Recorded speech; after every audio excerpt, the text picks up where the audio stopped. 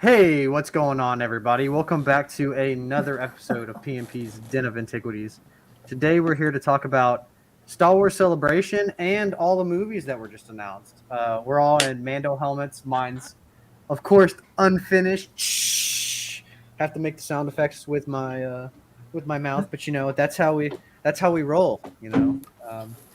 So, guys, tell me about I was obviously not able to go, so just tell me all the little nitty gritties. Whoever wants to go first. I know some of you this was your first time going. Some of you this was your first time traveling outside of the states. Like, tell me about y'all's experience. There's a lot, Want to go I think. down the line? Well, whoever I wants to think, go, man. We're just going. I mean, there was a lot. I think we should go one after another. Otherwise, this is gonna be all over the place. Yeah, I just say be mindful. Just don't interrupt anybody. But whoever wants to go first. And It was awesome. I'll second that. Yeah, it I'm was still my on cloud 9. yeah. It was my first celebration, but not my first time traveling. So Yeah. I was also not too anxious about traveling, but anxious about getting to all my autograph sessions. oh, I bet. Yeah. For us, also first time celebration, but not the first time traveling. First time traveling to London specifically, though.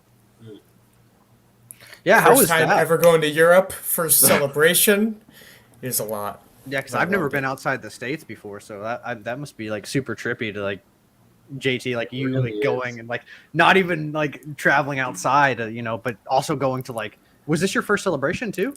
First celebration, but I've been out of the States before, but I went to like the Cayman Islands, Mexico, Oh, like okay, Nassau, that kind of area, but never to like Europe. Yeah, far, far away. America Part 2, right? Or, I don't know. I know, right?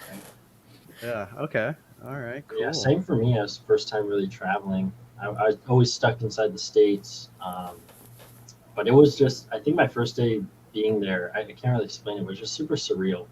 Like, kind of like stepping into like a video game map, but it's like, oh, this is like been here the whole time. This is like real. Like everyone's just doing their thing here. And it's like you said, America Part 2, but it's like really similar, but obviously it has its differences. So traveling's definitely, I'm like, wow, like all this stuff exists outside of our little realm of like our normal day things is really cool. Nice. Nice. Did y'all get to meet a lot of people from the community, or was it more like there was a lot of like British people there, and then like not as many from like the U.S. Dude, Oh. surprisingly, I only heard American like accents Yeah. inside of Celebration, but as soon as you left it, you went to the metro and all that English accents like British, London and up, I guess. Yeah, out of So, everyone that I knew that was there, I guess besides you, was like from America. So I think except for one person was from the UK, like they lived in London. But other than that, everyone that I knew wasn't even from there, which is cool to see. Like everyone's like coming together from across the freaking planet. Yeah. I mean, there were also a ton of Germans. I mean, most of them spoke German, so it probably wasn't like clear to understand. But like, I know a lot of like German Star Wars creators were there because I mean, you gotta understand, like, we haven't had a celebration in Europe for too long. So like, literally everyone and their mom in Europe traveled to the UK. Like I saw people from, or I heard people from Spain and like, all sorts of like France as well. There were some Czechoslovakia, yeah. we were eating food and this dude was speaking Fuck German, like at least what sounded like it across from me, and I Oh, didn't yeah. even say anything. I just looked at him, and then I looked at Strike sitting next to me, and he's like, "He's German." I'm like, no words were said. And just in our group, we had I think 4 different countries at least. Yeah, Really? we had Oh, yeah. Netherlands, Yeah. Germany, Finland, US, obviously, and our buddy Nick, who was from Oh, 5. Yeah, so it's 5 Yeah. really. Yeah. Almost forgot about Nick being local. Dude, Nick is having not- Nick That was still actually counts. a clutch. Yeah. That was a clutch. Yeah. Mhm. I know. I feel like that's gonna be Charlie when we go to Japan. He's gonna be like, "Oh yeah, we're gonna go here for this noodle place. We're gonna go there. He's gonna know all That's, the ins it's and outs." intimidating because that's gonna be harder because like at least yeah. with it being Britain, you can at least read the signs Yeah. and everything, but I don't But know. nowadays with Google Translate, Yeah, and like well- you can like literally take pictures of like words, and it'll translate the words for you in Google. Like, And I mean, and then it you takes Until you more run out of time. battery. Yeah, until you run out of battery, then that's another story. Yeah. No But- signal, no battery, and then it's like, crap. That's why you gotta have a backup. You gotta have the battery packed. You Yeah. gotta Backup for your backup. backup for the backup for the back, or just have like a vest. Have like a vest. It's like a solar panel vest, and you just charge your. Oh, I'm sure TSA will love you. Yeah. Why not? Why not? That's when you need to Um, learn your street sign language. So it was 4 days this year. Out of all the days, which one was your guys' favorite day? Which one do you think had the most impact on you specifically? Yeah, Saturday for us, definitely. I think Sunday for me because that's when I got to meet people for my photos. Oh, okay. Okay. You see, I can't really narrow it down. Personally, for me, probably Monday because of the whole tattoo idea, which I will explain later. But every day had something else to offer. You know, it's a different vibe each day. Yeah. Yeah, First it day was chaotic. Yeah, I bet. I bet. Crazy, dude. Yeah. It was almost like the intro in the OG Battlefront 2. Like it was chaotic. Yeah, I imagine the energy there was really crazy. Yeah. yeah. Oh, for sure. All of my days were hard to pick from. I think for me, it's a tough choice between the day Sunday I did Hayden and Ewan, but Saturday, Katie was pretty cool too. So Oh, nice. I don't know, Nice. it's hard to Katie Sagal? choose. That's cool. Mm. Very cool. What would you guys say was your because I know I was seeing all your Instagram posts and stuff like that. If you had to pick one thing that was your favorite thing that you got from Celebration, what would that one thing be? Well, I already answered that. Yeah. Yeah, mine would be my helmet, my Boba helmet. Nice. I was like the nice. only. I'm the one of the people that likes to buy like one thing that's like expensive rather than a bunch of little things. So I waited and waited. And I didn't even get it till the last day. I was like, I need to make a decision, and I'm like looking at the things that I've liked, and then I'm pretty much just narrowed it down to all these things were way too expensive, and I was like, gosh, I'm gonna have to spend so much money. And then I'm walking by and I see like, oh, hey, there's that helmet there, and I'm like, I like helmets. I'm like, I actually really want to do that cosplay. Dude, I'm surprised you didn't walk away with that master replica. You've been eyeballing that for like 10 minutes straight. Your eyes are glued to the glass Dude, case. well, it was either like a $4,000 Han Solo master replica or what was it, like $1,200 for the thermal detonator, or Sounds about right. $2,000 for Obi-Wan. And obviously all that is in pounds, so it's going to be even more. So Yeah. I'm like, I have the money, but I'm like, that's freaking a lot of money right And I there. was whispering in his ear, I'm like, do it. Please stop. I'll never join I you. will. I mean, yeah, there were quite a few of those, like especially those like in that aisle, those shops. Like I remember a few times it was sort of like looking at something for a little too long and then be like, okay, we have to walk away, otherwise I'm making a bad decision. Yeah, exactly.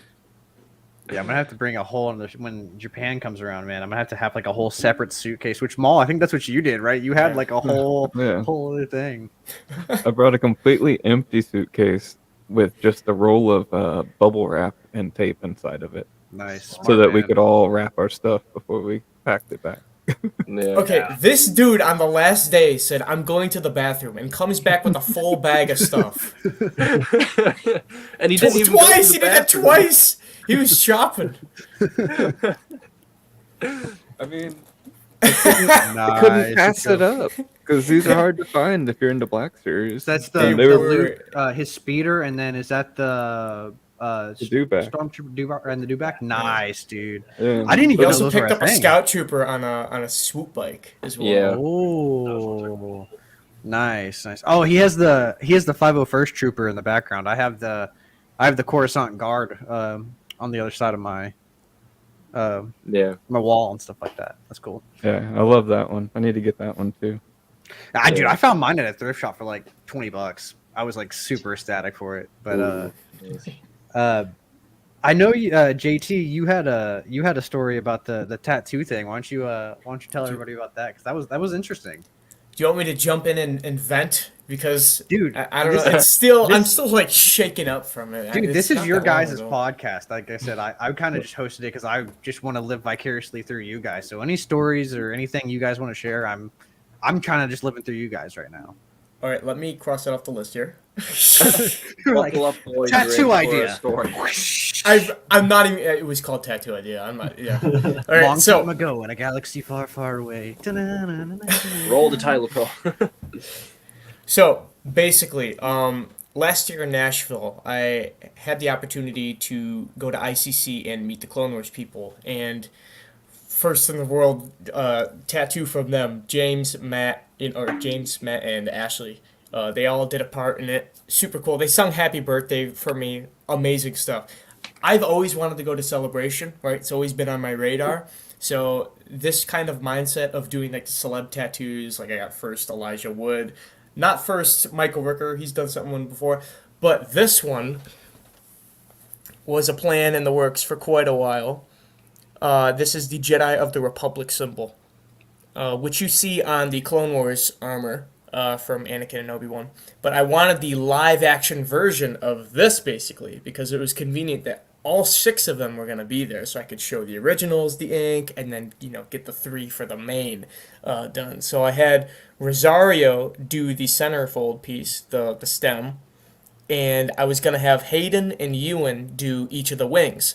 So day one I get there, and I should start with this. Weeks before Celebration, I've been emailing them, and they have terrible customer service. They were never reaching out back to me, anything like that. I get there day one, and I asked him, I'm like, hey, you guys never got back to me about my thing. He's like, oh, yeah, I think I did see your message. You're going to have to ask the artist. I'm like, thanks. So I walked to, I was with Strike and Avela, and I was walking to the other artists, trying to secure an actual appointment. They were like, maybe, reach out to me later tonight on Instagram and we'll see. The third person I asked, Brandon Summers and his wife, they luckily were not working on anyone. They were just sitting around, fixing a few things on their tables. I was like, hey, can you get me in on the last day? Because that's when I have, basically all 3 of them practically planned, especially Rosario, that kind of deal. And or the photo ops, I mean. And they're like, yeah, let's do it. Boom. Saturday or Monday appointment right from them. Done. Easy. Why couldn't it have been this easy to begin with? But that's besides the point. Was it Sunday that I went in with just Nick? Our buddy Arjun had the accessibility badges, which he lent us, which saved hell of a line waiting time. Wait, just let you. It's like a flash pass. Just kind of. It's basically yeah. everything. it upgrades your accessibility, upgrades you to VIP just immediately. You get put in the same line, and there's morality issues behind that where it's like, okay, that's kind of scummy, but with the righteous planning of Celebration, where they fuse times that interlap with other celebrities because they don't organize it, the best way, that was kind of a must-have, in certain situations. So I get the stencil put on Sunday. I walk in with Nick. We're talking to Andy Serkis, and because he's getting his Andor poster signed, and I'm like, hey, bud, do you mind helping me with the Rosario thing so I can, start piecing them off one by one and all that? And he's like, oh yeah, no problem, bud. So we go up, and I didn't have an autograph because I was gonna just pitch the idea to her because some celebrities are cool, right? This was free; they were just willing to do this at ICC. But someone like Elijah Wood was like, so I'm just like, okay, I'll just charge you autograph price. And he's like, okay, let's do it, right? So I was just gonna pitch the idea to Rosario, but I couldn't even get up to her because the guys at the front were like, oh yeah, sorry, I can't let you through with at least out of ticket. I'm like, okay, that's understandable. It was a respectable manner. So I'm trying to buy it on my phone, right? I'm trying to buy the ticket. Doesn't go through because their website's down. That's just perfect. I go to the kiosk people, and they're like, oh, you need to pay with British pounds. I'm like, I don't have physical cash on me, Nick. And he's like, oh, sorry, dude, I don't got physical cash. We go to the ATM. We were like 5 people behind in the ATM line. The ATM breaks right while we're there. I'm like, son of a, what is going on? And then I'm trying to scramble to try to get this done, because her window's closing of when she's going to be at the table because she has a panel or something after that she was going to. So all this stuff, and Nick actually had to end up buying it for me. And I was like, dude, I'll pay you back. Thank you so much. You don't have to do that. This was amazing of you to at least help me out on that. And he's like, yeah, no, bud. No, bud. Just don't worry about it. You pay me back at the end. We'll all be good. I'm like, okay, sounds good. Send me the link to the email. The Celebration's Wi-Fi is terrible. I can't even log into my email and refresh to get the QR code to scan. Oh, I can't even imagine how many people are using that stuff. So much data going in the building, right? Yeah. And I was trying to refresh. He had to activate his personal hotspot, and even then it was like stupid slow. But we eventually got it done. I went through the first guy. I'm like, hey, here's the code. Scanned, done. I get up to her. I'm like, hey, I got this crazy idea. This is the autograph. And she's like, fire! Let's do it! She was super down. And this was like, when she's drawing the stem, everybody that's there is just like staring. And Nick's just in the back smiling, like, he got his Andor poster signed. But, yeah, she's actually started. So I just had her do the stem part of it, but she was so excited that she started to Sharpie in like the inside part of the wings, and I'm like, no, we got to reserve those for Hayden and you. And she's like, oh, okay, all right, cool. Let me know when it gets done. Post it on Instagram, that kind of stuff. Basically just do all that. And by the way, Rosario's people, PhotoClicks people, those were her team. Like those were the nicest staff at the entire convention. They were super cool, super nice. Even the lady outside that you talk to get to the accessibility or whatever, just to get in the VIP line. Hey, where does the line start? She's like, oh, here, love, you're just right here. You just want to lay in here, and we'll be. I'm like, let's go, man. But I get that done, and I am stoked. Right. Later, it was like a couple hours later, like 2.5 maybe, and we're waiting in Ewan's, and I'm waiting with Cody. Cody, he's getting his pop signed, and I have my redeemable autograph from Charlie, which he couldn't make it, but I would never have even gotten that without it. So I'm waiting in line with Cody, and we're going through this big fishing line. The dude at the front, and he's like, yeah, so I want you to wait right here, and you're going to stand. And we're like, in our minds, we're thinking, we know how lines work, man. You don't need to. Like, the way he's condescendingly talking, like, I went to Rosario's awesome people to this, like, corporate mindset, like just bad people. But then I look at on the sign, it says, a big white sign on the wall, it says no names, no personalization, no customization, none of that. You just get the signature and you're gone. Like, you're at an autograph table with a celebrity. This is when you get to say a few things with them and have a little moment, and then you bounce. Like, photo ops is different. It's like 10 seconds, you get your picture, get out. These autographs, because Hayden and Ewan were such high demand, it was treated quicker than photo ops, I want to say. They sign it, they're like, oh, have a good one, get kicked out, done. And it was a big, like, messy debacle because, like, I'm with Cody and they're having us wait separately because we're still part of the same party, but I was also getting them signed, so they had me wait against a wall, I guess. I pitched the idea to the PhotoClicks people, and I'm like, look, I have this idea that, I want to do. This is the autograph, basically. And they're like, ooh, let's see how that works out, basically. That's along the lines of what they said. The one dude passes it to the next dude, and he passes it to the other guy. The other guy finally makes it to you, and he's like, oh, how you doing, man? How you doing? And I'm like, yes, you and, huge fan. I just had this one thing. I was actually getting this tattoo done. He's like, oh, you're getting, I got the convention. That's really cool, man. Really cool.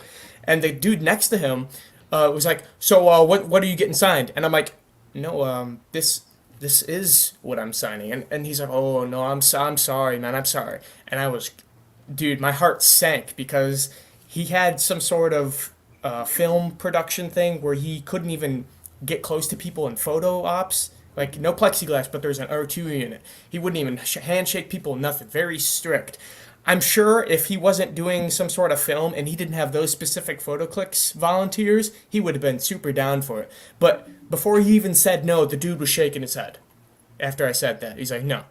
And there's the double tables in between us, and I'm like I'm heartbroken. Cody's already out. He got his thing signed. He's like, how'd it go? And I'm like, super, honestly, depressed feeling, honestly. And then I get to the end of the line. I'm like, wait, they just kicked me out. I scanned my autograph QR code. They kicked me out, and I walked away with nothing. I asked a question and they didn't even get me anything.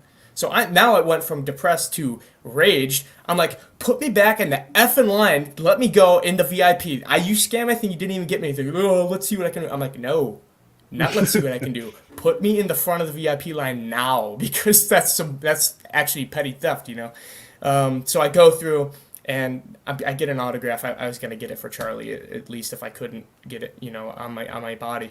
Thing gets put through and I'm just like, yeah, whatever. Thing gets to him and he's like, oh, have a good one, man. And I'm like, thanks, Ewan. You know, and that's nothing against Ewan. You know, he was under regulation and stuff like that. But that's a bigger FU to the PhotoClicks people, because they basically enforce that a little bit harder. So I'm like, how am I gonna get this finished? How am I gonna get this tattoo finished? I got Rosario done, couldn't get Ewan. Later, I'm with Cody again. We're waiting, and this time I don't have an autograph. Cody's just getting his thing signed, right? His Funko. We've been how long do you want to say we waited? Because he went on a panel. Oh, it was right when he went on the live stage, towards the end of what day was that? Saturday or Sunday? It was Sunday. Yeah, it was the second last day. It was towards the end of the night, and he was supposed to be going to signings at the exact minute they pulled him to the live stage. Yeah, so we saw him go up on stage, and we're like, oh. Yeah, we're just sitting in line waiting the whole time. Yeah, and then he got a video of like some kid duking another kid like behind him. It was super funny. We were watching little kids duel. Yeah, but that was while he was on stage. That's actually when he did that clip that a lot of people seen, where Hayden was crying on stage, basically like getting pretty emotional. Like, so that was kind of cool. We didn't get to see that quite in person, like upstage, you know, front. Well, we saw it in person. It was just in the distance, but finally wait through that overflow line, a massive long of line waiting time. I see the same white sign, because we get flooded into the same waiting line that Ewan was earlier. Same white sign, no personalization, none of that. I'm like, dude, my confidence is running very thin, because Hayden was, they slap Hayden on the wrist, you know, you can't shake people's hands, whatever. He does it anyways in photo ops. I'm like 95% sure that he's not going to be able to sign my arm, especially because the double tables are there and the same PhotoClicks people were there that were working with Ewan. I'm like, dude, this is bull. So we're dealing with the same guy, and like at the entrance, and I'm getting through there, and I'm like, we have a plan, right? I'm talking to Clinton, like, I'm not even going to pitch the idea to the PhotoClicks people. I'm just going to, he's like, yep, just walk up with me when I get my things signed. I'm like, sounds good. So, honestly, couldn't have gotten this done without Cody, my boy. So, because of that plan, because it ended up working. We get up finally to Hayden, where he's like, hey, Hayden, thank you for, doing it. He just says this thing, and then he's like, actually, my buddy's here as well. And I walk up, I'm like, Hayden, huge fan, all that gussying up fan stuff that they've heard thousands of times. I'm like, so we put this white lie in his head to basically, because we went to the photo op earlier, we put this white lie in his head, like, hey, remember you said you would do this for at the autograph tape, I'll see you later. And he was like kind of like skeptical, like, oh yeah. Like a little bit yes, a little bit no. And I'm like, well, I already got the stencil on, so all you got to do is trace it, right? I want to make you as comfortable as possible. You want to go through all these people behind me, and then I can wait at the end so you have the most time to do it? And he said, no. And as soon as he said no, my heart dropped for a second, because he stuttered. He was like, no, let me get you right now. And I'm like, let's go. Dude leans over the double tables, and I'm like, dude, and the PhotoClicks people are pissed, and I'm like, yeah, F you. This is the biggest slap in the face, because Hayden is so cool. You should have been like, yeah. Honestly, I was in there laughing. And Cody was like, this is the best victory ever. This is the best ironic. Because I was annoyed. Because I was annoyed that they weren't allowing personalization, because I usually get all mine personalized, and those are the only two that didn't, because of not allowing it. Yeah, that's so weird. Backwards. They don't, because like even in Fan Expo Dallas, because Hayden's going to be there, you could do personalized stuff or whatever. Maybe it's just because it's not as big and Celebration's massive. Yeah. Well, high demand. Very corporate. Yeah, high demand people. Plus, it's on the title of the Celebration convention, so it's camaraderie, But dude, when he was doing that, I got to share a little moment with him personally. He finished the rest. He finished both wings. So Rosario, she did like the inner side because she was excited. He did the top part of both wings. And then the outer part, and he was taking his time, man. He was making sure it was on lines, which he didn't have to do because it was the sentiment of them tracing it to begin with. Because the tattoo artist is gonna clean it up, right? Yeah, I even got to tell that to Anakin. I said, you don't have to do it perfect. It's more so you just, And that was one of the need to, just that was one of the more comforting things too that we said to him, right? Because like to make him feel confident to do that. But I think that the clouds aligned in the right moment, and that shouldn't have happened. Honestly, that should not have happened. So I was at least able to get Master and Apprentice. So I got all 3 Clone Wars people first in the world. Rosario and Hayden. But Ewan, one day when you're not under a microscope being melted. New York Comic Con. Hey, Japan 2025, man.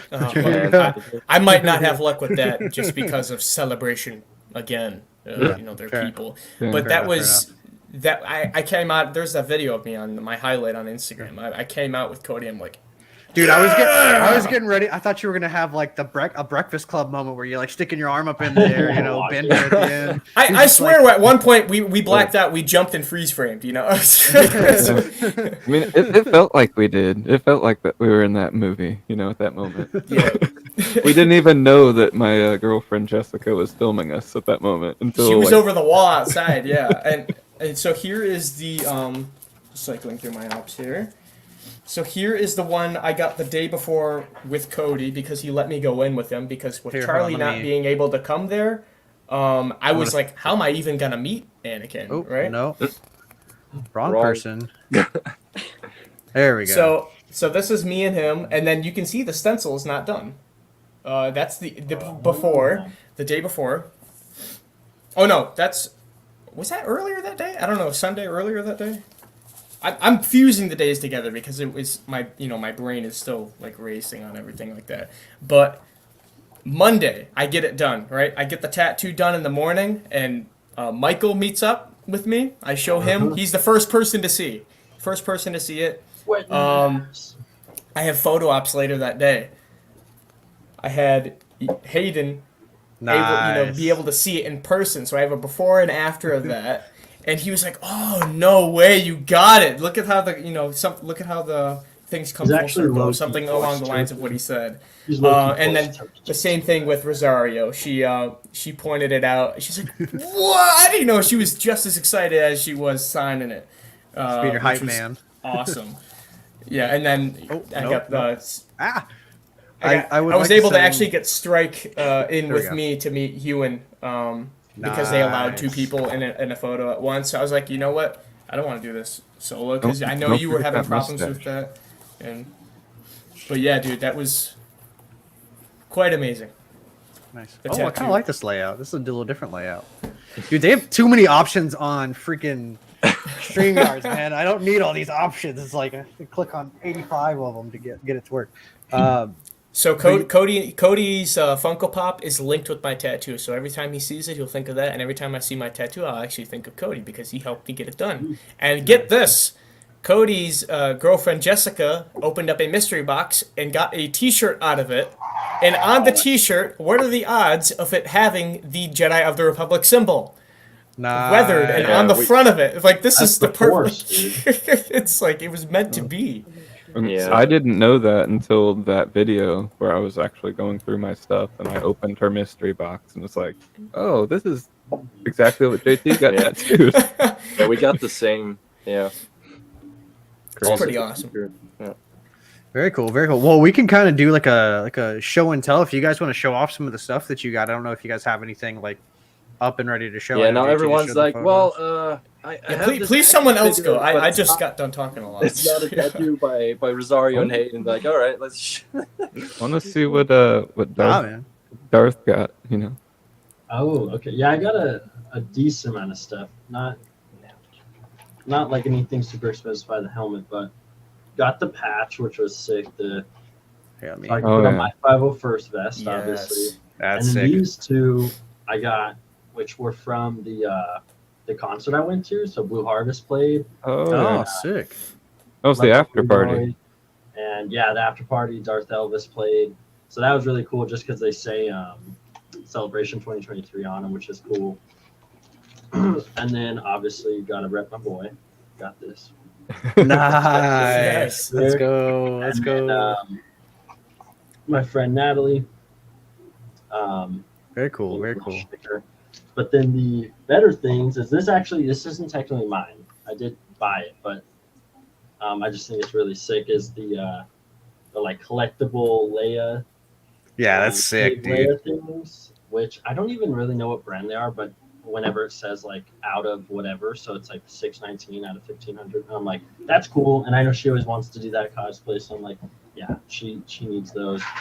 And then my pride and joy that I got when I was there, the Nice, EFX dude.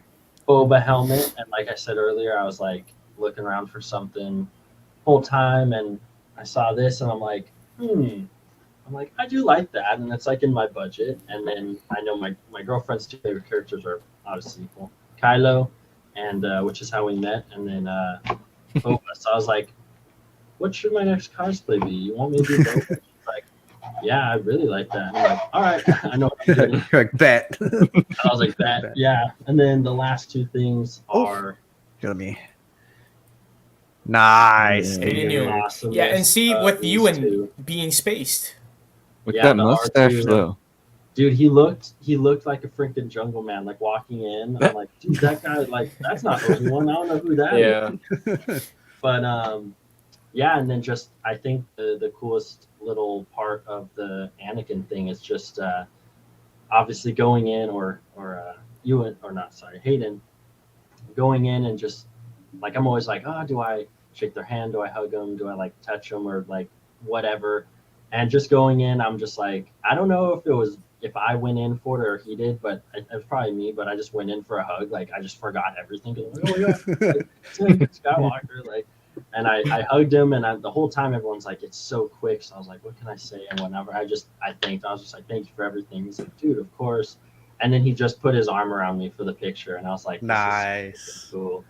And yeah, it was just like a really surreal moment. And the kind of the same thing. This was my fault, but the issue that I ran into is I actually was like just so caught up in all the days that I missed my photo shoot with Ewan, and I was like, oh my gosh, like it's like 3 right now, and it was at 11. Like I didn't even think about it this whole time, and so thankfully I went to the people and was like, yeah, I missed it. Like, what do I do? I actually know it was my girlfriend. She's like, just give me your phone, and I'm like, okay. And then she left. I'm like, where'd she go? And we don't know where she is.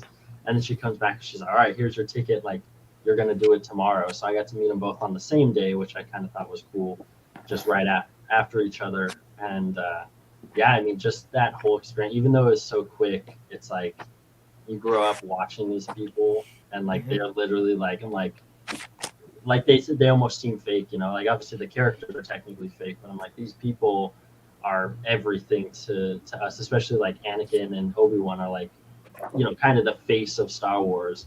And so I'm like, dude, now they're like, I met them and like touched them. Like, it almost sounds weird. So when you go through the photo op and they have you leave, you get your things and you go down like the black corridor, right? Cody was holding back tears and I was holding back tears. It was super emotional. And even Strike, when we got Ewan, he was like, buddy, you okay? And I'm like, I don't know, man. Yeah. Like, I was having visions in my head of like me as a kid sitting in front of the TV, just like watching The Phantom Menace, right? Like, it was like flashing. Yeah, you could tell he was on autopilot when we like exited that photo booth. TV stack, and he like poked me in the head and was like, Yeah, because I went into the photo op place with my mom, and she was like, after we're walking out, she's like, how do you feel? And I was like, I don't know. I don't know. I think I feel everything. But you know how you get like so hungry that you don't feel hungry anymore? Yeah. There's like so much emotion after meeting them that you don't even have an emotion. Yeah, You're I was just almost like, overwhelmed. All the serotonin's just gone. It's just like all I could think was like, I can't wait to wake up tomorrow, and then I'll like realize what had happened. And It'll then set I in, can be yeah. excited about it. nice. Yeah. Dope. Very That was all 4 days. Like every day I felt like that, and then I was like, okay. And then Yeah, the next day came, and I was like, that's unbelievable too. And then the next day came, unbelievable too.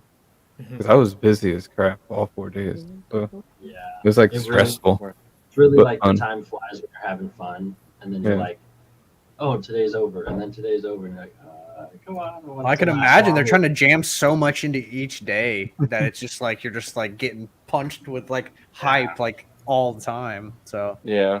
it's I gonna mean, be it was crazy. also like kind of like the first day was like so crowded. Like we So crowded. we entered the lottery. So like our program was mainly Friday and Saturday. Where like all the stuff we had our panels and our photo ops planned for those 2 days. So those were like the fullest days for us. First day it was the Lucasfilm panel, which for anyone who doesn't know, like you could enter a lottery where you could have the chance of winning to either go to the main celebration stage and watch the panel there, which it has like seats for 4,500 people, or like a sort of slightly shittier version would have been you get into a room where it's getting restreamed, but only to that. But we were actually lucky enough, fortunate enough that we won for Friday. We won the main celebration stage for Lucasfilm, the Lucasfilm showcase panel, and on Saturday we won the Ahsoka panel on the main celebration stage. And JT was with us too, so was me, The Avela, three and of us. JT. Yep. Yeah. So we were always on those 2 days in the morning waiting in a different line than the main line. And that was absolutely surreal. Like going to that stage and seeing. So on the Lucasfilm panel, that was probably the craziest one, just because you get to see all the new trailer stuff, you know. And like for instance, we got like trailers that you guys didn't get to see, like for instance, like Acolyte and Skeleton Crew. We got to see those trailers, and like the actors came on stage and stuff. So that was really surreal. On the Ahsoka panel, we got that, you know, that alternative trailer with the face reveal of Thrawn.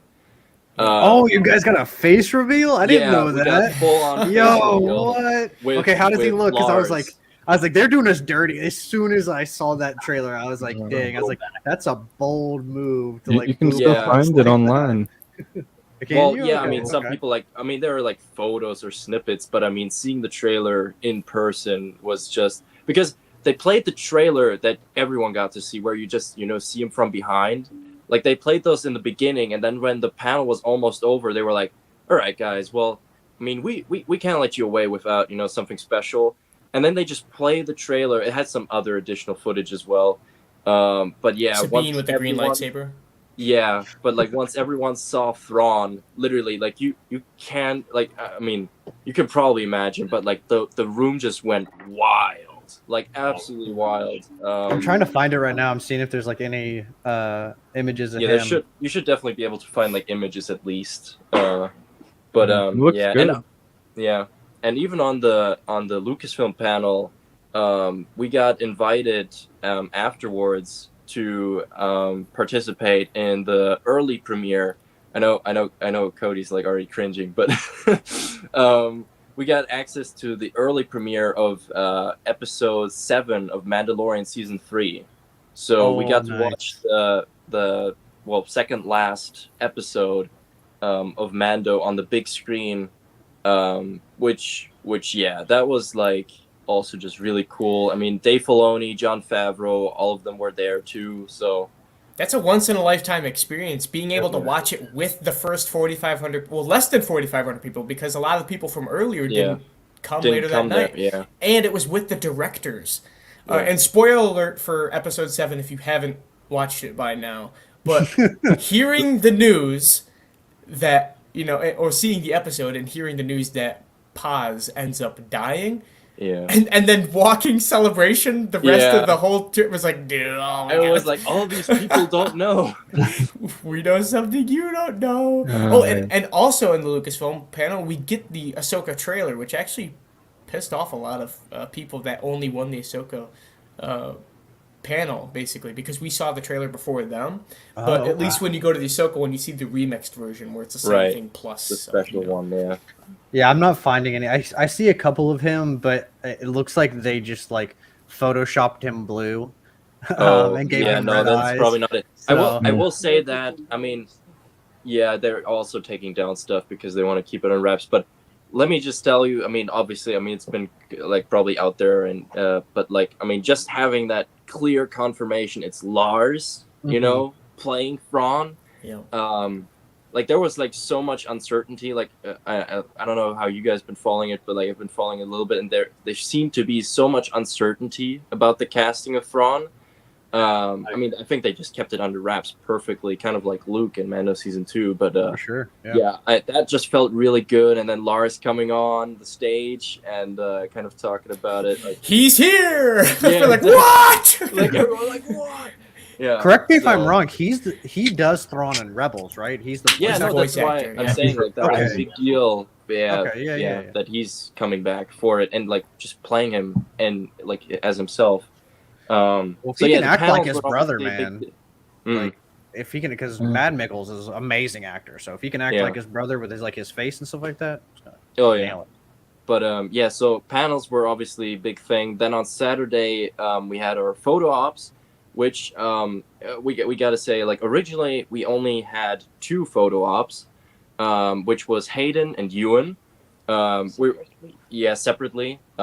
We like also kind of the same mindset of like they're just like for us specifically, like we love the prequels and like Obi and Annie. Like, come on.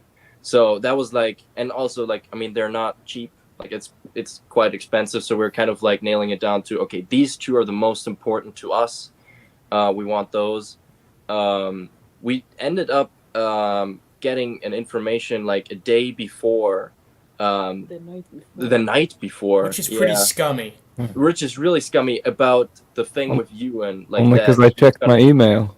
yeah, like that he's gonna have an R2 unit between and that you're just not gonna be able to get a like photo next to him, and it's a bit too expensive for getting that rescheduled in that way.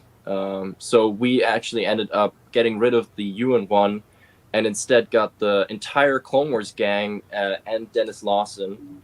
So the first one that we had on Saturday was the Clone Wars gang. Nice. Yes. So Matt Lantern, Ashley Eckstein, D. Bradley Baker, and James Arnold Taylor. Ashley Eckstein is so small, So dude. small. Dude, I can rest my head on her head. Yeah. Oh my but God. yeah, when we entered, like Matt and Ashley were like both like kind of greeting us, like, "Hey, how are you?" Like, and then like I don't know what D was doing. Like he seemed to have been doing like goofy poses all day, so he was just feeling it. But yeah, and then on our way out, like James was just like, "May the Force be with you." So that was pretty cool. Nice, cool. dude. Then the next one was it. Yeah, I think the next one then was the one that JT already showed, which was the one with Ewan. Yeah, and well, I felt bad because you said you were like skipping out on it, and I know you really wanted to meet him. And if it was up to me, I would have Avela in there as well.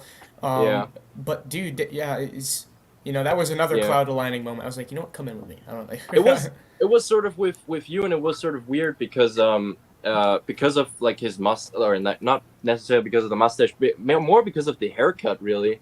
Yeah. Missed that mustache.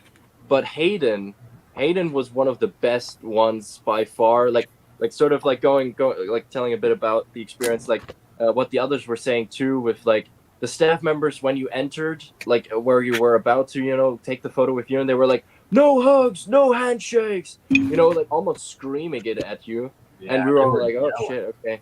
Yeah, what do you do when he initiates it, right? Yeah, well, exactly.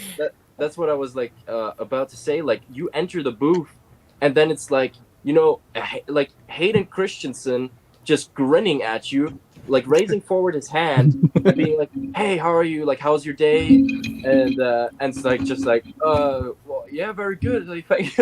Like just mumbling some bullshit, like being. It's like you're not gonna not shake his hand. Like, come on. Yeah, no, but then as you can see, like also like putting his hands around us, like that was probably one of the nicest ones, and I think Hayden Sure. was the craziest one for me because like I actually got a bit starstruck and almost ran into the people that came after us. Like it was sort of, like, all right, you're done with the picture, and then I almost I was sort of like, oh god, Yeah. almost ran into someone. Yeah. The last one we had was Dennis Lawson, Wedge Oh, Interlude. Wedge. Yeah. Yeah. Wedge is cool. That was also a really nice one. Yeah, I mean not as crowded as Hayden or Yoon, but a very nice experience. Like also like initiated handshake and called Avela a darling. So yeah, no, just a very nice gentleman. Yeah, that was really nice. Like so, yeah, for me probably Dennis Lawson. Or Hayden, best one. Dennis Lawson, second, and the Clone Wars gang, definitely also really cool. And obviously, like, really thankful for JT to making me able to meet Ewan after all. Yeah, but we got some other stuff though. Also with the I'll throw it back days, as the days progressed, like everyone kind of customized their lanyard. So this is mine. Nice, dude. Yeah, Are those you all can- pins? Those are all pins. So Dang, That's a full son. set. He's got the So- full set. yeah, those are like a bit like these are solid pins. They're chunky. Is that the rocket launcher jetpack trooper from Battlefront? Battlefront 2, right? Yeah, or season 7 of the Clone Wars. Yeah, Oh, yeah. like that's the 501st Jump Trooper. We have the Okay. 41st. Nice. We have this is a thick Boba Fett. pin. Where? I had to get Boba Fett. I saw him there. A funny story about this one. So we went to that booth, and like there was some exclusive pins that they were selling. The one this time there was Chopper, and I remember we went up to the booth, and then this guy was sort of like, "Are you here for the pins?" Like really in a weird way almost. This is also a thick pin. Nice. And I was just like, sort of, because we aren't really into pins. I mean, these are really cool. Or now we are. Yeah, we kind of do them. But like, I was just like, oh, I mean, we're just looking, like, if there's something cool, and it's like, are you here for the Chopper? And I'm like, no, not really. I'm more in for Boba. And then he was like, yeah, but it's an exclusive. And I was just like, yeah, I don't care. And like, just the Boba. But yeah, we got 104th. Hey, have a good night, my dude. Appreciate you coming by. Good night, good man. I had to get the Mythosaur. Oh, for sure. Version like on Boba. Iconic. Then also, we got these celebration pins from our buddy Nick. He got them for us. Nice. I had to get the chunky Ooh, let's strong go. anniversary of Clone Wars. Damn, that boy's thick. That's a thick ass boy. That's a fucking boy. Then we got a 91st Reconnaissance. Nice. This one I was surprised by because this is a Legends clone trooper unit. They are like kind of the elite squad troopers before Bad Batch, pretty much. Oh, okay. Also sort of hunting down rogue clones. 212, no explanation needed. Very cool. Yeah, epic. Then the two mystery ones were 5s, Those are the which chase even came ones. with the rangefinder. Nice. The other one was Jesse. That's So yeah, super I got cool. the full set of pins. Do you want to show off? Damn. No? Okay, I want to show them off. So this is Avela. She got a bit more variety. She got this Ahsoka pin, Mhm. also Jump Trooper. These are exclusive pins. This is the Scout Trooper. This is an exclusive one from Celebration. This is a really cool Rebel one. It kind of, if you can. Does it have see- X-wings on it? Yeah, those are X-wings That's flying pretty- through it. yeah, I Dude, think that's even sick. Yeah, I like so the that is gold. a really cool one. The golden Then boy. we got also an exclusive Bo-Katan. Then on the other side, what do we got here? We also really like the reason why we ended up buying more of the clone pins after the first time was because we had to get 5s for her. 5s is her favorite clone, so and we ended up getting as many so I could fulfill the set. So I mean, you can see where that went. So Impulse control. Yeah. then also she wanted this Boba pin, Oh, which is nice. also really cool. And to end it all off with a good old Stormtrooper. Sick, dude. Yeah. I'm And, not a pin guy, but it's making me want to get pins now. I'm like, yeah, damn, well, man. That was sort of the thing. Like we weren't interested in pins at all. But then when we saw those, and when we we bought like 2 packs for the clone pins the first day, and then we were like, okay, we need more. Ooh, this, though- Okay. Well, actually, I'm gonna take this out. So this is a bottle opener. You Yo. screw your wall, and That's it's a so rank. cool. That's probably freaking my favorite sick. thing that you picked up. Yeah, like That's so she saw it online already. Like I saw it in the store, and we were like, she was just sort of, she already planned on getting it, but then when she showed it to me, like we were just sort of looking at each other, and I was like, "All right, where are the boxes?" Just took a box out. That's awesome, dude. Yeah, and then other than that, really, the only other thing was, sort of small guilty pleasure stuff. So, I don't collect Black Series at all. I have a boba, which I mean, boba's my favorite, so it was sort of a must-have. But this one I got Ooh, as well, nice. and I just really liked. I know Maul also has this one, but I really like the weathering on this guy, like just the dirt and stuff. And I mean, 501st, it's just the best Legion out there. Quick question: Are the to go into Black Series? Because I thought, like, on my old Revenge of the Sith clones, like everything's hard plastic. I mean, minus the gun. I guess the gun's not really as hard plastic. But like, Yeah. are those shoulder pieces like rubber? Or are they plastic on yours? They're plastic, yeah. Okay, because like I got one. I got a Coruscant guard, and I don't know. I got it from like Entertainment Earth, and it was rubber. He had rubber shoulder pieces, and I was like, I've never seen that before. I was like, that's kind of strange. So Yeah, I was just curious. I didn't know if that was like a new it's thing. hard plastic, yeah. Okay. But yeah, that's pretty much like what you saw earlier. I did get that Black Series boba, not at Celebration. That's sick. I got it. So we were like staying Hey, for a Rex. week longer. Hey Rex, what's up? We were staying a week longer after Celebration. At least like us two and Maul and Jessica, Maul's girlfriend. JT Had to leave early. stayed a bit longer than Celebration, but not quite the entire thing. But yeah, we kind of bought a lot even after Celebration. So Hey, that boba helmet's still part of the trip, though. It still counts. oh yeah, no, it is. Well, I mean, so I'll just go on with that last thing because that's pretty much the last thing we got. But the boba helmet, the thing is, I have the re-armored version from Mando Season 2, the Black Series. I never got the Empire Strikes Back version though, and I mean now if you want it new, it's like around 300 if you want to get it online. Oh wow. And in that shop, it was behind the counter on their shelf, and I just saw it on the way in, and I was like, oh no. If they're giving it up for a good price, I'll have to pull the trigger on that one. And sure enough, I guess like the packaging from the outside got damaged, like when it originally was supposed to sell. Oh, dude, I love that. I'm like, I'm an out of box collector. I don't care. I was like, I'm gonna take that thing out of the box anyway, and they charged like I think less than 150 for it. So I was just like, dude, that's good. okay. I mean, the helmet is new, so I'm taking it. So, Yeah, I mean, if you look like if you want to get the more original one, the one I bought, the EFX, isn't much more expensive than the Black Series. If the Black Series is going that high, because I overpaid for mine because it was in London, but I'm like, I want to be able to say like, oh, I bought this at Star Wars Celebration, so I didn't mind. But yeah, I think it's like $450. So honestly, not too much more for, not really quality, I guess, but like a collector value. yeah. Well, I mean, I got the Empire Strikes Back version now, so I'm definitely happy. Yep, just like Maul. When you do your actual Yes. Oh, But yeah. I mean, from us, it's pretty much. I was gonna say two other things to mention is first, just shout out to the boys in black, the 501st Legion. Love them all. They're awesome. Got to meet up, do the photo shoot with them and everything.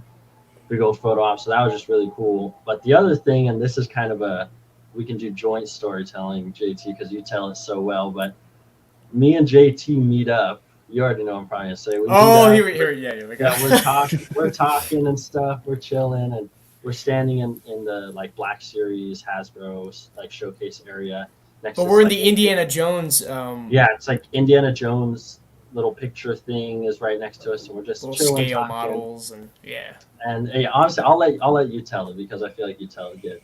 Okay, well, so basically, this was the first time me meeting the boy in person. So I was like, oh, I come up super awkward, like, it's you, it's Kylo. and I'm like, wow, because like, he's not my favorite character, right? But it's hard, and we said this last night, it's hard not to see how accurate and cool these the outfit is. You could see like the actual texture. I grabbed it. I'm like, dude, look at that texture. And he's like, yeah, I know. It was super cool. I mean, yeah, we were talking to Natalie a little bit. I think that was your mom, right? Yeah, me, my mom, you, Natalie, and my girlfriend's here. Yeah, and we were just hanging out in the Indiana Jones little area. So where I'm positioned is basically this corner, but there's this little slot, maybe like a foot and a half walk room that people can just like slide through, but there's no traffic. Like nobody does that. I'm just standing in the corner, and they end up leaving. We're talking, and Mike's like, "Oh, dude," he's like in front of me. He's tapping my shoulder. He's like, I'm like, oh, okay. And he's like, no, dude, move. And I'm like, he does this to me, and I turn around and I go, oh, freaking, like, okay. Anybody could have walked behind me and be like, okay, I'll get out of the way. Who do you think walks behind me? I mean, I know. I've heard the story, so I don't want to say, but Jonas Sawatama. I probably butchered his name, but the guy that plays Chewbacca. Freaking tall, is that like 7 foot something? Dude. I turn and he's like, dude, no, move, like seriously. And I'm like, he comes behind me in that little walkway area. I'm like, where did you come from? I'm like, hi, and he's like, hello. I'm like, can I get a picture? And then he's like, oh no, I'm just checking out that. I'm like, okay, understood. But like, I'm freaking pretty. He's like, Mike's laughing. Right? I'm like, this is crazy. Like that's the guy, and he's just like out here. Like the freaking odds of him just coming right through like that is super, super weird, man. But yeah, it was awesome cool. Meeting up with you. And then we did meet up a second time after the tattoo, and we walked around for a little bit. Yeah. But that was the last day, and that's when actually Avela and Strike stayed home. That's when you guys, were gonna be able to meet him, I guess. Cause there was a lot. There was a lot of people and times and stuff. It's just, we planned on it, and I mean, we had 4-day tickets. I mean, it wasn't a problem if we just didn't come. But unfortunately, Avela caught the convention flu pretty bad, and I mean, I just stayed with her because it was pretty bad. I got pretty sick too after. Like I'm still dealing with the cough. I'm like still running, but I blame myself for that one because just being like someone who cosplays every day, it's great, but it also means like a lot of the time I'm like I can't really sit comfortably in panels. Or I can't do too much. So just being in all my stuff, I know that I was just going around all over the place. Yeah. Well, there's a couple people I wanted to meet up as well, like Tony, Star Wars Sith. We only saw him once the first day, 2 lines over in the Lucasfilm panel. Yeah. Like the line ready to like the queue up to get into the stage room. And we're in the group chat with him. And Avela takes a picture of the back of his head, I think. I know. And then sends it in the group chat, and we're just looking at him. When we see the back of his head, we see him look down at his phone, look up, and then just like panically look around. And yeah, then we see him, he's like hey. We had a little moment, but yeah, like so many people, right? I wanted to meet up with so many more people, but there was a lot. And especially because Friday was arguably the craziest day because nobody knew. What's up, Charlie? Nobody knew like where they were going, so it was just as crazy as Saturday, where they actually overflowed people because they weren't checking badges. They let too many people in. No, they weren't. Yeah, that's crazy that they weren't checking badges. I feel like that's like pretty standard, I guess. Well, I'm not surprised. And when I went to LA Comic Con, dude, no one even asked me once any 3 of the days for my badge at all. Well, on top of the badges, though, they weren't doing the metal detector things right. Yeah, like, I walked through. That's an even bigger problem than that. Every time I walk through, they're like, "Come on," and I'm like, "I have metal on me. Like, I definitely have stuff with me that should go off." And I had the opposite. Green. Yeah, they pulled me through, and they sent me back through like 5-6 times. I literally was like dumping my bag out, going, "Look, there's nothing in here," and then they sent me back through.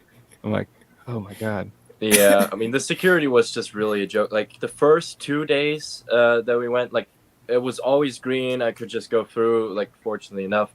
Then on the third day, like, it was green again, but then this, like, stupid lady was just, like, hell-bent on, like, I was, like, she was like, oh, yeah, go to bag check. I was, like, it was green. Like, go to bag check. And I was, like, almost, like, just gonna go, like, it was green. Like, no, you go to bag check.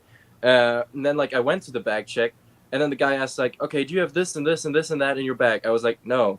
What are you doing here? Like, go. And I was like, Fuck you! Like, They were checking you for things when you shouldn't get have checked, and Yeah. then when you should have gotten checked, they didn't They care didn't at all. check. Like you have Yeah. Mandos walking with very realistic looking like Mauser C96 pistol Right, guns hybrids and everything. that could have easily been the perfect disguise for just a gun that you just come into the convention or whatever. And even Nick was like, dude, I know you guys were at the celebration stage. Imagine if you got first row seats and you were terrorists. Imagine, just imagine that possibility. I was like, I know, it's terrible. Like it's the staff that they had there, the security measures, the lack of trafficking, the checking, everything like that was abysmal. Well, also on the first day when we entered, like the staff members, like they had no, like they were just there for a job. I get it, but like they were obviously told to yell, "Welcome to Star Wars," and we were just Yeah, kind of dude. looking at each other like, "Okay, thanks." Like, welcome to Star Wars, really?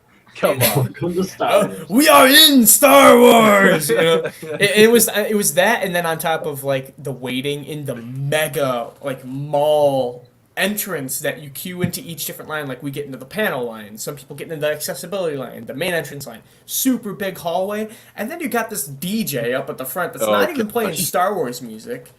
He's playing like Lo-Fi Club, whatever. Don't Yeah. know. No Star Wars music. That also reminds me too of I almost keep forgetting because it wasn't at Celebration, but the after party, which I just think it was super fun. Like 501st was there. They had like a whole like skit set up, like Darth Elvis got captured, or no, the other people got captured, so the Mandos walk them out when they're playing their music. They're like on stage. Like it was super cool. But the one thing that I think was just super like rare and funny is the actor. I don't know his name, but it plays. Or I guess plays Neo Numb. He actually came out and he sang one of the songs, but like as a puppet. So he had like I don't know, I guess why, but he had a Fraggle little Rock. puppet. The Fraggle Yeah. Rock, yeah. He had a little puppet that he was singing with, and I was just like, where else would you ever see this? Like, just so funny. I was regret like, not that's going to really that with awesome. you guys. I It was regret. like $40 too. I'm like, I really urge people to go. Like if we go or when we go to Japan, we'll definitely go to it if they have the third one. These were guys that Yes. were only there. Yeah. We Yeah, got General yeah, Veers there. Yeah, they had the Nice. signs. They had Greedo. Yeah, B2 Oh, Emo. cool. The guy that played B2 Emo only went to the after party, so Nick going there and getting his Andor poster signed was like cloud aligning moment, right? Nice. Awesome. Admiral Piet was there. Yeah, dude, that was like I wish I would have went there. Is that my boy Salacious Scrum right there? Oh yeah, I got some more to show. I just didn't want to. I didn't want to bother you too much, you know. Nah, dude, show This is 'em, yours. Yeah. bro. This is your stage, He man. put the really. I went. Yeah, I didn't want to try. I talked was to like, Tim oh. Rose for like 15 minutes. He was like talking my ear off. Like I felt bad, but I was like, I'm trying to take advantage of the end of the day and catch everybody. He just wanted to talk, but it was fun. Oh, but I actually surprised my girlfriend with Wicked. this one. Yeah, her Nice. favorite's the Ewoks from Return. So Yum nub. Nice. she didn't even know he was there, and I just went and got it real quick. Oh, Two two tubes. tubes. I didn't even Let's go. realize Two Tubes was there. Dang. Yeah, I got him very end of the last day he was there. And his times, like on the app, actually like expired earlier than he actually wanted them to. And I was like, okay, I can't buy the autograph on the app. And he just did it for free anyway, even though I was about to walk away. Oh, dude, what an OG. Yeah, I was like, you really don't have to. And he's like, oh, well, I don't mind. And you came all this way. I was like, well, thanks. Nice. I got all my photo ops ready too. It's a lot. Oh, though. let's go. Oh, hey, show them off, man. Show them off. Cody was right behind me right before I showed her my tattoo, and she was freaking out. So he got to see it first and two, and then he was next. Yeah. Nice, nice. Rosario was the one that starstruck me the most, I think. Oh, John Carlo. Yeah, he was really Nice. cool. He was He seems yelling, like a "Long cool live dude." the Empire!" So awesome. Oh, he was doing that in the panel too, super loud. Oh yeah, our ears were dying. Yeah. A fine addition to my collection. Yeah, Ooh, well, I'll tell a story about that as well. yeah. I got a few different pictures with Matthew Wood. A couple different like cell phone pictures too. And then Ewan, I actually told him. I said, "Wow, we've got pretty similar mustaches."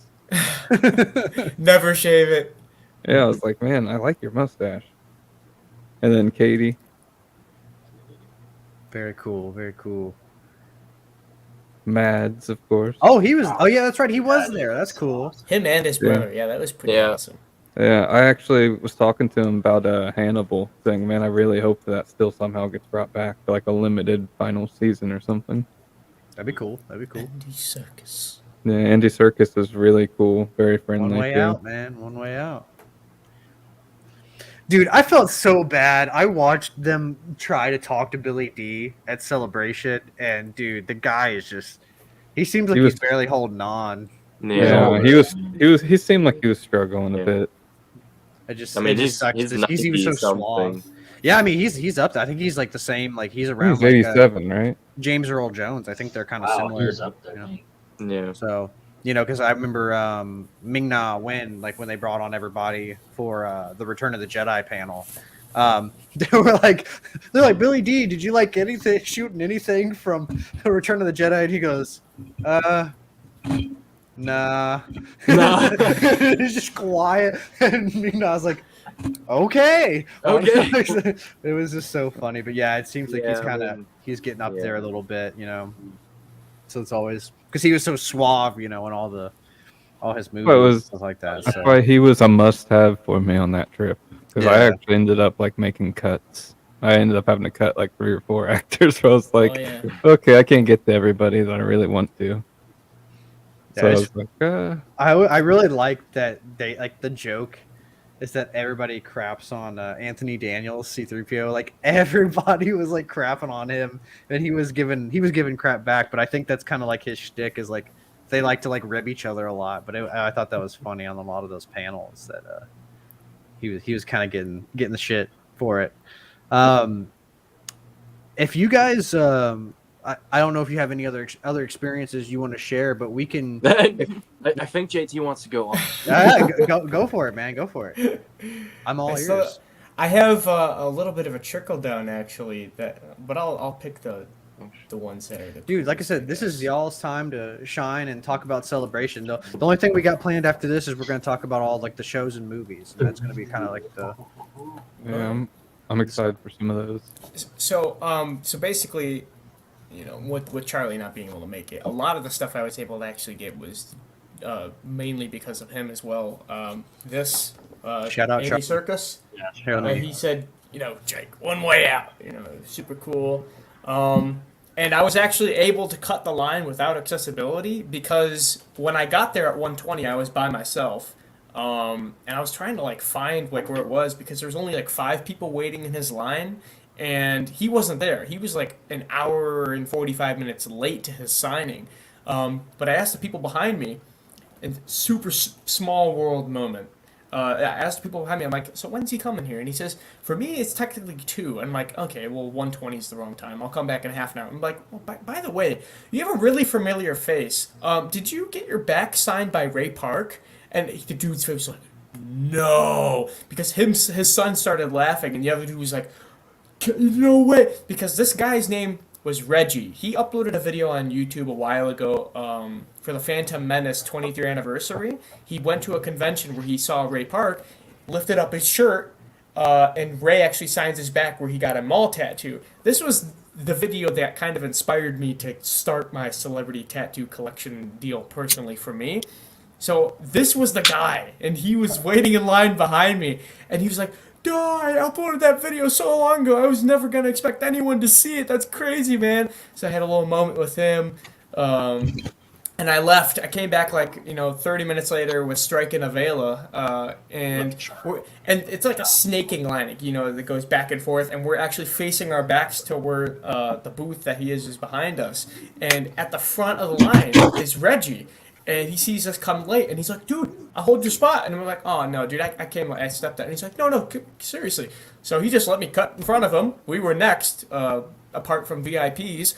And what was really cool, which he didn't have to do, well, first of all, I showed him my Elijah Wood tattoo with the one ring and the spiral flame, all that kind of stuff. He thought it was super cool. But I was like, listen, man, I wouldn't be able to do this actually without my buddy Charlie. Would it be possible if you shouted him out or something? And he's like, oh yeah, no problem, man, no problem. And I'm like, hey, buddy, I'm with Strike and Avela, and here you go.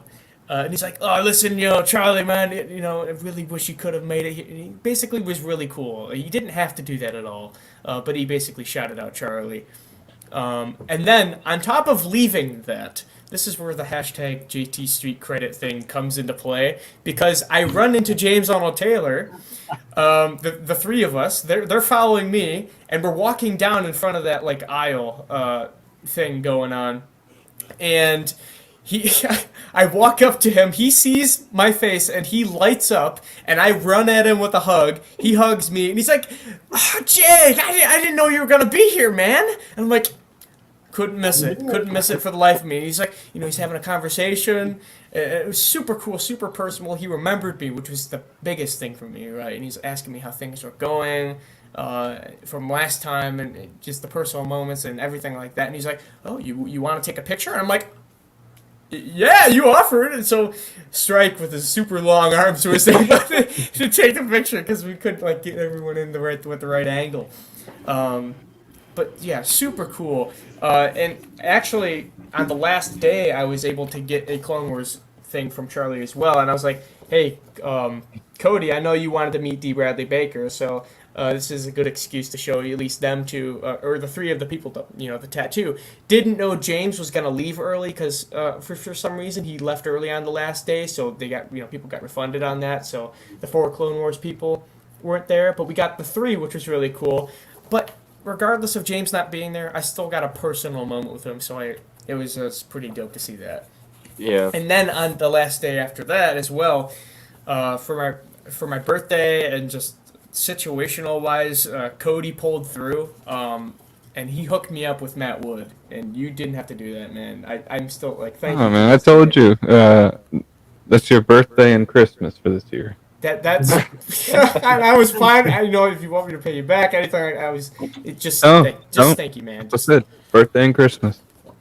But we went up to the table, and he was actually able.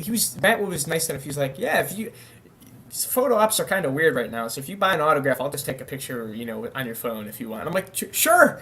So I actually had him put on the quote, "You have only prolonged the inevitable," which usually he does crush them, make them suffer. But I wanted something from the 03 Clone Wars, Battlefront 2017, "You only prolonged your agony." And I did an actual Grievous impression. He's like, "Yeah, that's nice, dude, super cool." We talked with him for 20 minutes, man, about video games, Nice. Revenge of the Sith cut content. Super cool. He was like, and this was before Celebration was announced in Japan. We're like, Cody's like, Oh, it was "Where do you think right it's before. Yeah, where do you think it's gonna be?" And he's like, "I don't know, maybe somewhere in Asia. It's definitely not gonna be U.S." He said definitely not the U.S. That was the line that got me. I was like, why is he saying that? And then it was Japan. I was like, okay, he had to know. But yeah, dude, he was super personable, super cool. Took the picture with him, and we just talked. And the biggest thing, at least that I got out of that, the information that you told me was when you met him earlier, you said you were talking to him about the Jedi Survivor game coming out, of how he's reprising his Battle Droid voice, of how he normally does throughout all of Lucasfilm Battle Droid voices. But when you creep up on the droids before alarming them, they'll actually have dialogue with each other where they just, say battle droid things, which is going to be something to look forward to in the game, which is pretty cool that he was able to share that. But Funny chatter, So Yeah. I'm definitely, when I'm streaming the What do you think game, of the new paint job? yeah. I'm definitely gonna Stuff like that. stop short and see what they say. When I'm Oh yeah, just take a second to. You just gotta hold soak them up in the air and see what Yeah. they say when you're holding up Yeah, in the air or exactly. something. Be like, "All right, battle droid, you get 1, 2, 3." Yeah, that comes out in a couple of days, doesn't it? It comes out Thursday, right? 28th. Something. Or 28th. Okay, so Friday. Friday? I think. Yeah, I think Thursday is the 27th. I thought it came out Okay. Thursday, but I'm ready. Um, I've already got it pre-ordered, downloaded. Nice. It's installed. I'm yeah, I need I'm to waiting get on it. the release day. Yeah. Did you get the the exclusive content, or did you just get the base one? The first one. Nice. Okay. Okay. Exclusive. Very cool. Very cool. Get I mean, all the OB skins and stuff like that. If Han I'm gonna Solo. have a tree fall on my house and give me all that insurance money for selling my property off and moving into an apartment, I gotta at least enjoy my Star Wars. It's the small things, man. Yeah. It's the small things Yeah. for sure. For sure. I helped fund the trip, man. That's why I was like, just take it as your Christmas, JT. I'm still baffled, man. Like, really, thank you. But another like cool moment was after celebration. We all of us went to the Barbican Center in Canary Wharf, and we saw the Andor real life film locations for the show for Rogue One, and yeah, it was pretty cool. See, Platform 9 3/4, Harry Potter, the King's Cross. That was so Oh, no, he not did what I too. expected it to be though. That was like so not epic at all. Like it's literally just a wall. It's not even on the actual tracks. Yeah, Like, well, we also didn't go to completely see it. Like, I got a kind of like a little landscape long shot of it, but it was more so like a film, like an attraction for Yeah. tourists. But It's still just a brick wall. yeah, it's just a brick wall. And if you Oh, run I'm into sorry. it, you're gonna Crazy. you're gonna fall down. There's no real magic there. You're just Charlie gonna run wants- into it. Charlie wants to hear this story. Okay, so was it day one where you guys went into the Lightspeed lane to the Galaxy store? You guys actually, thank you for this as well. You picked up a lanyard, which I collect my convention lanyards, so this sits boldly amongst them, which is awesome. But while you guys went in, because the I don't know, whatever the auction was weird. You can only sign up one person at a time because like the lottery auctions for like the panels, you can have your whole crew go in with you, Right. whoever, like one person just has to win. But the store is weird. You can only sign. Well, it doesn't matter for me because I didn't really plan on buying anything anyways. I had one thing in mind, and that was the tattoo anyways.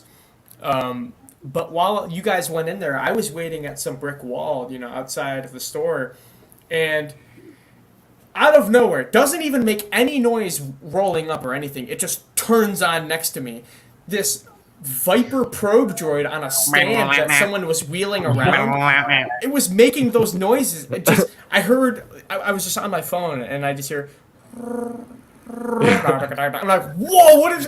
And it's freaking tall. I'm sitting on the ground, so it's like extra tall, right? And this thing's on wheels making noises and spinning, and I'm just not even saying anything. I'm just like, record. It's like spinning and moving. It's super cool and intricate. But yeah, that was a jump scare. I was not expecting that thing. And Surprised to be another sure, shout-out- but a welcome one. Another shout out for anyone that doesn't know, but I'm assuming there's other people that do kind of their thing, but like pretty much all the sets there, that droid, like all that stuff is all made by the 501st UK Garrison. Oh, So, That's like, sick. All that Yeah. stuff is like, yeah, That when you thing. think about it, it's like someone made that, so you could too. that thing, Yep. but life size, and people forget the Dude, actual it's size of a huge. probe droid is Dude, massive. That's what I was saying for that Mando episode when the one like Imperial spy goes and talks to Gideon. Like that thing like engulfs her, and I'm like, holy On crap! on its those things are stand, huge. that thing was probably sitting maybe 8.5 feet, something like that. I wonder I have a how heavy it picture. is. I have a picture from last year that I got with it. Let me find it and I'll show you guys how the size of this thing. I Yeah, have this is in the 6-inch scale too. Yeah, here, I have my I'll go get entire mine. I got a experience little with one. Celebration underneath my highlights on Instagram if you want to actually see the probe droid spook me. Or I'm not screaming, but I did before the Yeah. video. I mean, if anyone like who wasn't at Celebration wants like an actually like close look at it too, like I mean, Avela on her channel has like literally all the days. It's a lost cat. Gabriel! Kitten. The lost Let's cat. go. Avela's video is amazing as well. Like the first one's out, the next one will be out in 2 days. I just love the way it's edited. It encapsulates the whole family feeling I of see that. it. Yeah. Trip. A little bit. He's in the snow. That's sweet. Cat I and don't- mouse. I I'm don't excited think- to see some of those videos. I don't think this is the same one because the other one was moving and it was a lot taller. But to give like any sort of reference of just like the chunkiness of it, so imagine that, but maybe like I don't know, another 2 feet off the ground is how Right. high they Yeah. float. That's crazy. And just seeing it in person is so much different because it's just like the mass of it. Like you get to see the 3D thing, and you're like, Yeah. I like. There's a reason in Solo like they didn't get the train stuff because I know those are technically Viper droids, but like similar, and I'm like those things are just menacing. Bro. Like I'll Yeah. still be terrified since I was little watching Empire Strikes Back of those things. Just like that's horrifying. Dude. Yeah, They're you don't get up close to them, right? You forget the scale, but at the live stage they actually had one that was stagnant on the Hoth display. Oh yeah. But I thought that was gonna be it. I'm just sitting there on my phone, all of a sudden it just turns on. I'm like, oh. Another thing was walking by on the last day. I went to the droid builders place by myself to like check out the battle droids and the pit droids, all that kind of stuff. Oh, The super. droidicas, because the line was a little bit shorter. On my way back from that, though, 2 Mandalorians just said, "Where's your data pad?" Took my phone because I knew what they meant. I'm a total nerd. They took my phone and they say, "You've been something high treason." I don't know what exactly they said. They nerded it out to their character, right? They put me in a cage and then they took the picture of on my phone. I'm like this on the cage. I'm like, oh, they straight up put me in a Mandalorian jail, which is pretty cool. Pretty fitting to the environment of Celebration as well. Like that, the final first were able to do something like that. Yeah. Just everything was made up by the little moments, though, and I would do it again in a heartbeat. Nice. Oh, yeah. Yeah. Yeah. I would also say like probably one of the best things about Celebration in general was literally the people. Yes. Like from cosplays, just from fans waiting in line with you, to the actors themselves. Because I must say, like, also, what? Our friends too. What? Yes, of course. Like, nah, forget them. Forget those. No, yeah, it was really like just the vibe in general, and the entire building was just out of this world, and yeah, I mean, it will really be just a special, really special moment that I think a lot of us will not forget ever. Yes. Like so much together, like a lot of us, like first time celebration, first time huge Star Wars event, and then that's what I was about to say. First time meeting our friends in real life. Spoiler. Avila's just like, he hates you all. He hates you all. She's like, what's his name from Lord of the Rings? The guy that listens, he speaks into the king The of Kings. the king's ear. I forget his name. Was it Grimly or That's Grimly? Chucky. Man, that's the same guy that plays Chucky, though. Oh wow. Don't listen to him, my lord. Yeah. No, All but right. yeah, I mean, I talked to you guys hours on end, right? So to finally meet all my Euro friends in person, and just, it was, like you said, the vibes was immaculate. And there was nobody complaining about anything Star Wars. I didn't hear anybody talking about anything negative Star Wars. You simply walk through the convention, that's a cool cosplay, can I get a picture? Yes, and then that's on your phone. You know, Nice. it was super just The amount clean. of videos that she has of me running after a clone trooper, and being like, can I take a picture with you? In the day one video that I love it, you quite literally fast jog up to that shock trooper with the pauldron. Yes. or even like, I mean, there's a lot of, especially on the days when you have like panels, photo ops, when you just stand in line in one place, like your legs, like everything's just hurting at the end of the day. Yeah. You stay through the pain though. Oh yeah, no, absolutely. But like you're sort of really like sort of getting to the point where you're like, oh man, yeah, I'm not moving if I don't have to. But I know, especially one day, I think it was on Saturday, when we had like a lot, like the most stuff for us. But then I saw like a cosplayer who was cosplaying the Mando Season 2 repaint version of like Boba, which is like of the new stuff, like my favorite. And I was like already like sort of complaining, like sort of like, oh, like this sucks. And then I was like, Boba! And like I just run after him. I get that like last bit of energy to get to that guy. So I remember that moment. I think I blinked and I looked up and I was like, "Where's Strike?" Oh man. It's in part 2. Yes, it's in part 2, which will air on Tuesday. Yes. So yeah. Nice. Yeah, I'm looking forward. I saw I don't know if you guys got a picture with him, but there was a Darth Maul, and I was like, "Oh, Darth Maul!" Like, Yeah. super Oh, cool. I got was a a picture of really 2 good Darth one. Mauls. I got a Robo Legs one and another guy. He had a little bit of a beard scruff. He was with the Talon actually. Yeah, Oh, super okay. cool Phantom Menace cosplays. one. I think that was the best one I seen at the convention, honestly. I was giving There were a Ruler couple Maul good vibes. Talons. Mm. There were a couple good Talons I saw. And I saw a Bane. There was a dude behind me waiting in line who had the same. This actually. Yeah. He had the same from Wicked Armor, right? And I looked at it was he in was the from UN Portugal. photo op line. Yeah, he was behind us, and I think you asked him. You were like, Yeah, no, I adding was, him like, to your adding- roster, and he's like, Yeah, adding another kill to your yeah, exactly. And he was like, yes. I've been waiting many years to destroy the real. Yeah, I think he was from Obi-Wan." Spain or like what? France. Yeah. Oh. That's what you told me. What? Okay. He Then it was France. tall. He was tall, Yeah. and I guessed I was like, Wicked Armor. He's like, yep. I'm like, Yeah. Super Yeah. cool to see. They took his lightsaber. Like the man wanted to like have his That- lightsaber in the photo op with you, and they Yeah. took That his pissed me off. lightsaber. That You couldn't pissed have me a off lightsaber? for him. Damn. No, well, He I had a mean- lightsaber that turned on. Yeah, like he had the like Lord Starkiller lightsaber, but they took it away from him before the photo op. Like he was behind us, so we noticed it. He had all the And- little ones on yeah. his belt that he had strapped on. But They didn't it take was those, that though. long. No, they didn't No, take like- those. Yeah. But if you had a helmet, they made you either wear it or leave it out. Like you couldn't Yeah. even just have it under arm or something, Yeah. you know, like a Rex holding his helmet. No, There was a Rex Wow. right ahead of us when me and Yeah. JT went through the Clone Wars photo op, and I was kind of surprised. I was like, man, he can't even just hold it like under his arm. Because you're not gonna I- not show your face On- in it. Like you want to have your Yeah, face. why in would it. you Yeah. pay the money and then wear the helmet? Honestly, I feel like if they would have taken like the belt lightsabers from him, I think JT and me would have gone on a riot and like started like wrestling with the guards. Like, let this man take the picture. Go, go, go! We got the go. Strike and I would have. We're holding we- them off. It'd be like you should make an edit of like Strike and I on Liam Neeson's and Ewan McGregor's face on the Trade Federation coming out of the Dioxis, and like the droid's like, check it out, Corporal, we'll cover you. Roger, Roger. And we just come in and where's the staff? But that really pissed me off for him. I mean, that goes back to saying like that's one of my gripes is the volunteer people. Yeah. It's definitely I think it was food. specifically more so the photo clicks or whatever the company was, because the companies change over time, and I've heard different experiences with different companies, and that was my first experience with that company in particular, and it wasn't Mm. that great, other than Rosario's team being Rosario's was independent. immaculate. Mike, Yeah. you said you've been to more celebrations than this one, right? This was like your.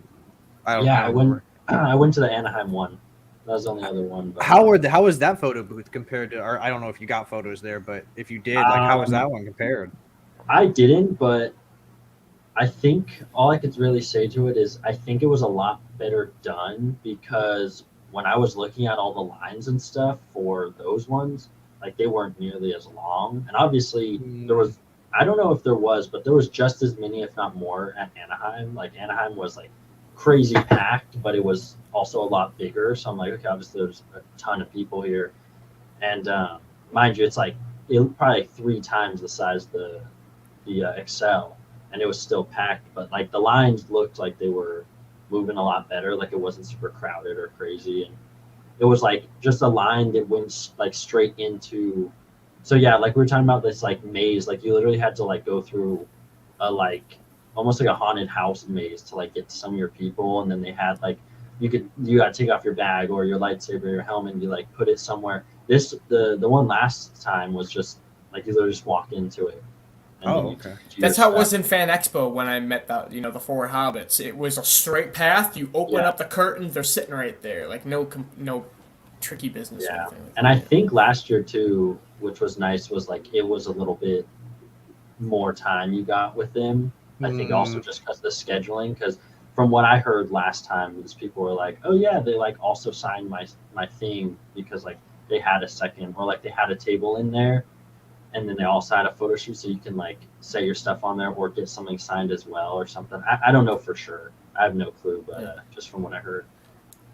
Yeah, it being a hallway too is like super odd to me because most conventions are big box buildings anyways. Like I saw Yeah. the loading, like when you first enter the building, you see the massive like multi-line room thing, but then the main area is just this long hallway. And then they put a freaking AT-AT in the middle that's already taken up space.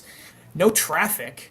It's crazy, man. That's why everyone was sweating, and I couldn't tell the amount of times people crossed in front of me to walk and then just stopped. And I'm like, dude, what? Yeah. Move, go. Move I did or have- be moved. I forgot about this completely till just now. I did have one little bit negative experience with one of those photo clicks people, where it's like they're rushing you, which I get. Like that's what they're told to do, and trying to rush you through the photo op. But the people in front of me were literally standing on the X they're supposed to stand on for the photo. And this guy has his hand on my shoulder, and it's like pushing me forward, telling me to get on the X. And they haven't even taken their photo yet. And he's literally like pushing me, and I'm having to resist. He's got a I swing was on him. annoyed. I was annoyed. I was a little annoyed. I was like, "Come on, you don't have to touch me. I'm Yeah. literally waiting to go." It was a little, just felt a little odd, you know. Well, and there's one thing that there is a lot of people trying to get photos. I totally understand that. You gotta it's almost like you gotta meet your quota. You gotta keep on pushing people through, but you don't have to shove people or even like put your hands on people. Like, bro, like Yeah. it's if it takes 2 more seconds, it's gonna be okay. Like you're gonna be all right. Like these people are Yeah. paying their hard-earned money to like get a Hundreds. photo with Yeah. people that they love for their childhood. Don't be that one butthole that ruins their experience by like shoving them or like ruining somebody else's photo because they're trying to get their photo and they're getting distracted. They Yeah. can't live in the I was moment because somebody literally else like, is coming in. in that moment, I was literally like, I don't know what to do. Like, if I go forward, I'm gonna be in their photo. You should have If just leaned in. I You should have push walked back in. against you, Yeah, sure. like you're gonna think I'm trying to resist you or something. So I just like awkwardly stood halfway, leaned forward because he's pushing my upper half, you know. You handled it a lot better than I would handle it if somebody was trying to be shoving me I in the was line. on edge because I'm definitely not like a crowd person. But Yeah, that's you know, crazy. Well, I- hopefully they get it more figured out when Japan comes hopefully around. they're or just more you know. chill. I mean, it I was think- definitely Yeah, different I day. I think don't. the I don't want to biggest- say it. Oh, yeah, go ahead, Mike. I think the biggest thing is like where they do it, because same thing of being to Anaheim versus Excel. Like the Excel was a cool spot, but it wasn't like the best oriented for, I feel like, the convention. Like the 2 main rooms were across from each other, so like everyone's kind of merging, but then that's also right where everyone's coming in and out, and like there's not like a go on this side if you're going this way, go on to this side if you're going this way. So everyone's going crossing, through yeah. like crazy. There's multiple lines, and yeah. So I mean, I don't know where it'll be in Japan. Like I'm assuming Tokyo, because that's Yeah, just, I think they said Tokyo. But yeah, it really just depends on the place, because like I feel spoiled with Anaheim. It's like freaking 3 of those huge things, and there's like tons outdoor area, and so the Excel was cool, but it's like they also had like a whole empty room, and then 2 of the food rooms were like, one was like half empty for like coat checks, and then it had some food, and then the other one just had some food too. And I'm like, you could have fit like all this food into that another spare room that they had. They had like nothing in it. Speaking then- of food, I know the exactly food. what they're talking of. I know Yeah. exactly what they're thinking. Yeah, and it's Could have like, just Oh, gotten God. rid of the food. The food was Throw it so out. damn awful. Get it like, out. JT Really? described it best. Wow. It tasted like Play-Doh. Really, it was so bad. No. And I thought I was being, because Avela, we all got the same like sweet and sour chicken, but she wanted noodles, and I Yeah. got noodles, but she ended up getting rice. So I was like, just have mine, whatever. Didn't matter. Didn't Yeah, matter at did all. not All of our taste the food was same. terrible. Yeah. No, like first, because like I don't even remember, because I usually for myself, like I get chicken, like sweet and sour chicken and rice. So I'm in my head, like I already forgot that she wanted noodles. So I was like in that moment, like, fuck, I got the wrong thing. Then JT coming in clutch. And then like we were sitting It's at like, the I'll take table, either, we I were don't all care. like, okay, it doesn't matter. It's so shit. hey, I mean, that's one good reason to cosplay, because I don't feel the same. I don't think the food was great. I will say there's these like brownies and cookies I got that were the best thing ever. But I will say, like when I do Kylo, I don't take my helmet off ever except for to eat once. And so all that food, I was just like, food. So good. I mean, upstairs they did have a place where we met Matt Risman. We were all Yeah, hanging restaurant. out, basically, where there was And- like no traffic and nobody. Like that was our little Yeah. area, which was pretty nice. That was what was that? The something bar. Bridge Bridge Cafe. Bar. Yeah, Bridge Or Cafe, Bridge Bridge Bar. Bar. But yeah, their wings were all right. But I think the Yeah. best food I had there was when you and I, Cody, went to Subway, and that's I was gonna say Chinese Subway. restaurant. It was consistent. You got And what it's Subway, you so it's not expected. saying much. You got what you Why? expected. You weren't surprised in a negative or positive way. Yeah. But it And should be one- the other way around. I want these exotic, good, like convention foods that that are like fairground foods that you would expect, right? Like there was cotton candy, but I'm not coming for. I want a meal, right? And then it just Yeah. get Play-Doh. One I All one that thing- walking. I hope in Japan they get some local cuisine there. That would be That'd be awesome. cool. Yeah. I'm hoping in Japan, this kind of leans into what we'll talk about after, but with like the Anaheim Convention Center is also literally like a 5-minute walk to Disneyland. And I'm really hoping that they Oh, do yeah. where hopefully there's a convention center that's also next to was it Disney Tokyo? Is it like Oh my you're God. talking about like Dude, Anaheim's I hope close so. to? Was it Disneyland or like downtown Disney? Well, both of them are connected. So downtown Disney is right in between like the two parks, Oh, pretty dude. much, kind of to the side. So literally, when you go to the Anaheim Convention Center, everyone just goes to Disneyland after.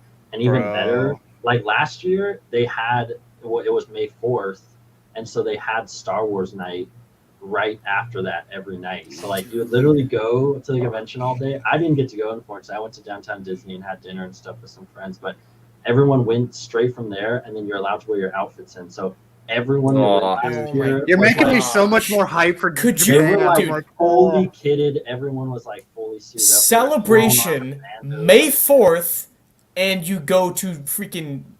I guess you could go to Galaxy's Edge as well. You can hit up everything Star Wars. Yeah, Perfect no, timing. that's what I'm saying. I'm hoping they do that. well, dude, and it's the 10-year anniversary of Revenge of the Sith. I already So- figured out what I'm doing now because I don't want to travel with my best scar, and my Mando cosplay is obviously my favorite. That's my original character, Maul Walker. But I think for Japan, I'm gonna finally pull out the Jedi cosplay. You know, Hey, since it's a there lot you easier to go. travel with. Are you And I'll doing just- the Obi-Wan? I'm just gonna no What? more original characters. You know, I love Oh. how the universe is huge. So I just love how, as long as you play within the rules, there's so much that you He's could going as do. Jarl Poof with the long neck and the. No. This will be the original. This will be the mustachioed Jedi. That's like, Oh no! If Hey, you're Jarl doing Poof has Jarl, he has There's in Jedi the Bob Robot and there's Chicken- Jedi Rob. In the Robot Chicken episode, he has a mustache when he's like serving food on the Death Star to the. Oh, Emperor. yeah. So there you go, man. You can keep your no, mustache. no. yeah. No, I am excited for Japan. I really Yeah, hope dude, that I'm so you excited. try to make it, Max, and I hope Oh, I that no, all there of is us no get there try. again, Do or too. do not, bro. There is no try. That's how I'm- I'm feeling I'm too. going. Yeah. I'm gonna Well, make it we're happen. also really going to try and get there. Like when it was announced, like I called it. yeah. Well, you first of all called it, and Dude, I'm gonna say second of- same, dude, because I was like, if it's not in, it's either gonna be in the U.S. or it's gonna be in Japan. I was like, it's Yeah. gonna be either of those two, and it turns out it was in Japan. Yeah, but then she was just sort of like, well, conveniently enough, that's one of the places I haven't been yet, and that's where I want to go. So we were like, that's a good excuse. All right, we're going. Nice. I think I'm gonna stay like my plan is like I'm gonna try to get in like because it's like I think a 13-hour flight or something like that. It's far. Try to get in like the Probably. day before, and then like I think because this one's a shorter one. It's only 3 days. I think it's only 3 Friday, days, yeah. Saturday, Sunday. But I think I'm gonna stay that like the whole rest of that week, like Monday through like I don't know, like so- Saturday or Sunday, because there's so much I want to see. So this is what we did this time. I would recommend, because we're planning on doing something similar, but we've been thinking it is probably best if we, because obviously if we're all there, I feel like we should try and do something together Oh, 100%. and like do plan a week before the event, because the thing is, the problem we had the same plan that you just mentioned with like, I mean, that's what we did like a week after the event. The right. problem is if you do get sick, then that entire week is fucked for you. So Oh, that's I was thinking. before smarter. See, I was just thinking that that's why I argument said can also be before. made about getting sick like the week before and then bringing the sickness. So then your event days are sick days. Oh, Like, dude, yeah, I but go I mean, regardless. it's I just unlike- mask up and go regardless. Like it's I, more I would unlikely risk though, it. because I mean, in a convention center, you can't regulate how close you get to people than in free roam, so to speak. Also, so. Japan's really on their like mask wearing. I feel like you would get more sick in a convention than like just walking around or going to, Disney World or Nintendo World or all the millions of different things they have. I mean, I'll go whenever my idea was I was gonna go after the convention just so I'm not like espresso depresso. So fuel my serotonin after post convention depression, but like I would rather hang out with you guys because like I was gonna try to plan. I don't know. I know Japan tends to have like smaller housing, like very like tight knit units, but like if we could find somewhere where like all of us could get like rent out like an Airbnb, like that would be ideal, right? So we could all like just chip in, all stay at an Airbnb. Oh And boy, Yeah. a I mean, Japanese even- Airbnb. Holy crap! Yeah, well, I mean, even staying in the same hotel would Yeah. already be pretty damn good. I mean, Let's Yeah. just rent out a whole floor of a hotel. yeah, And all the do it. people we're bringing, let's just take the whole floor. You know, that's how you, I might be ICCC felt joking, I like. don't know, but I'm down. I'm not joking. I'm saying, let's just. I mean, between all of our different groups that we already brought the first time, and then, I mean, we got 2 years to keep making friends that might want to go, and Well, friends if that we everybody already goes know. here, we got 5 people plus the people that we bring, because I know we all have like girlfriends and plus ones and stuff like that. So like that's like what, It's gonna 12 be a people? Like it's a lot of week-long people house already. party. Like Oh, we could yeah. totally do Yeah. something like that for sure. yeah. And the So- nice thing that'll be going, especially for all of us that went to Europe, everything's more expensive. But in Japan, everything's cheaper, or at least at Yeah. the moment. Yeah. Who knows? But like, yeah. It Well, was don't like, let $1,000,000 yen confuse you. It's only like 350 or something. Dude, Yeah, I'm no, just but it's crazy about gonna the be a video lot games, cheaper. man. I'm such a video game nerd, and they have like just as big, if not bigger, video game collections there than here.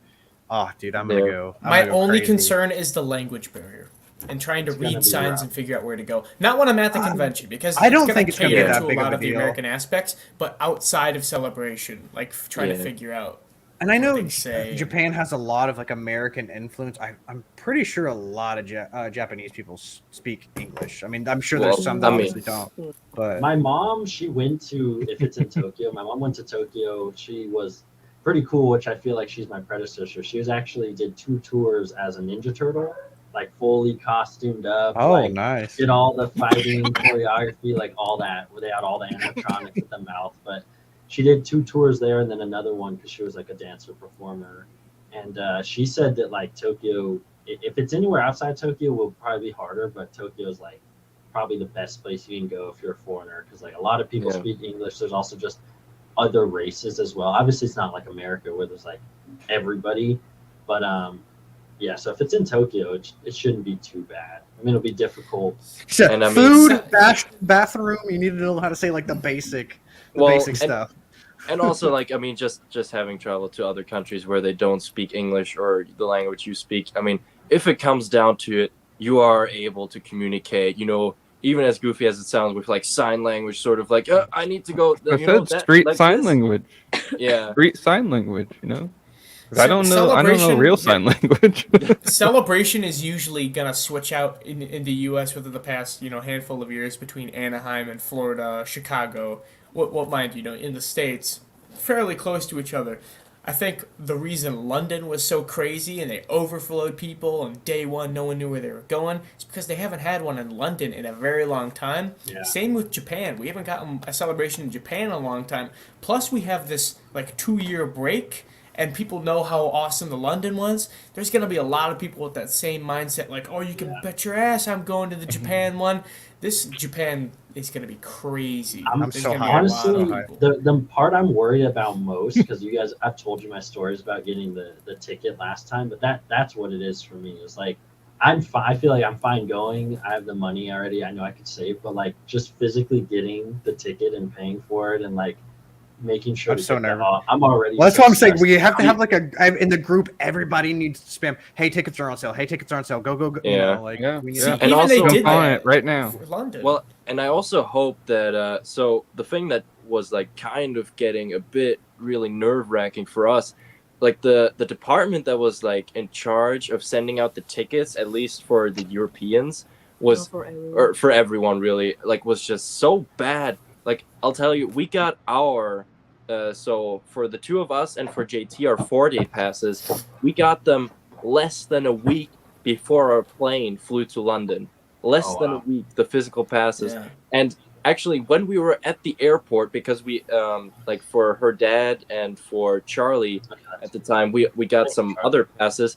And when we were at the airport, we got a notification. Oh yeah, like your package arrived. Like, fuck you. Like, Well, even at on the day celebration, of, they didn't yeah, come and it in, was like didn't they? 3 Those days last 2. before celebration when our flight was. So Wow. yeah, that was I'm just ridiculous. always gonna do will call because Yeah. same didn't have anything with the tickets. Like I was wondering if I ordered them, and I'm like, I guess they're not here.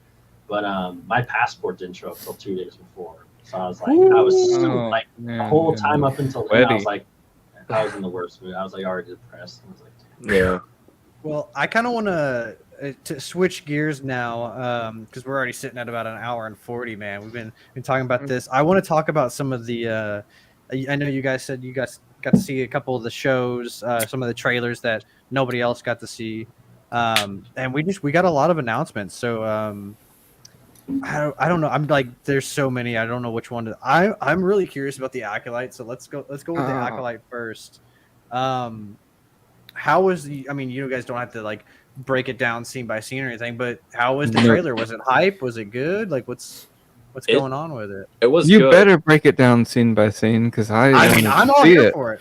I'm all You here better for give it. me every It's scene. it's a sleeper. I mean, well, because you told me to save it because we were live last night, and you Yeah. just told me to save the Acolyte scene that I was going to mention. Was Do you remember the Old Republic cinematic where they have the gunship that crashes through the Jedi Temple? Oh yeah, epic. And then yeah. we Literally have the coolest piece of Malgus. Star Wars. And- like, And ever. then Oh, the Sith geez. all activate their lightsaber at the same time, like.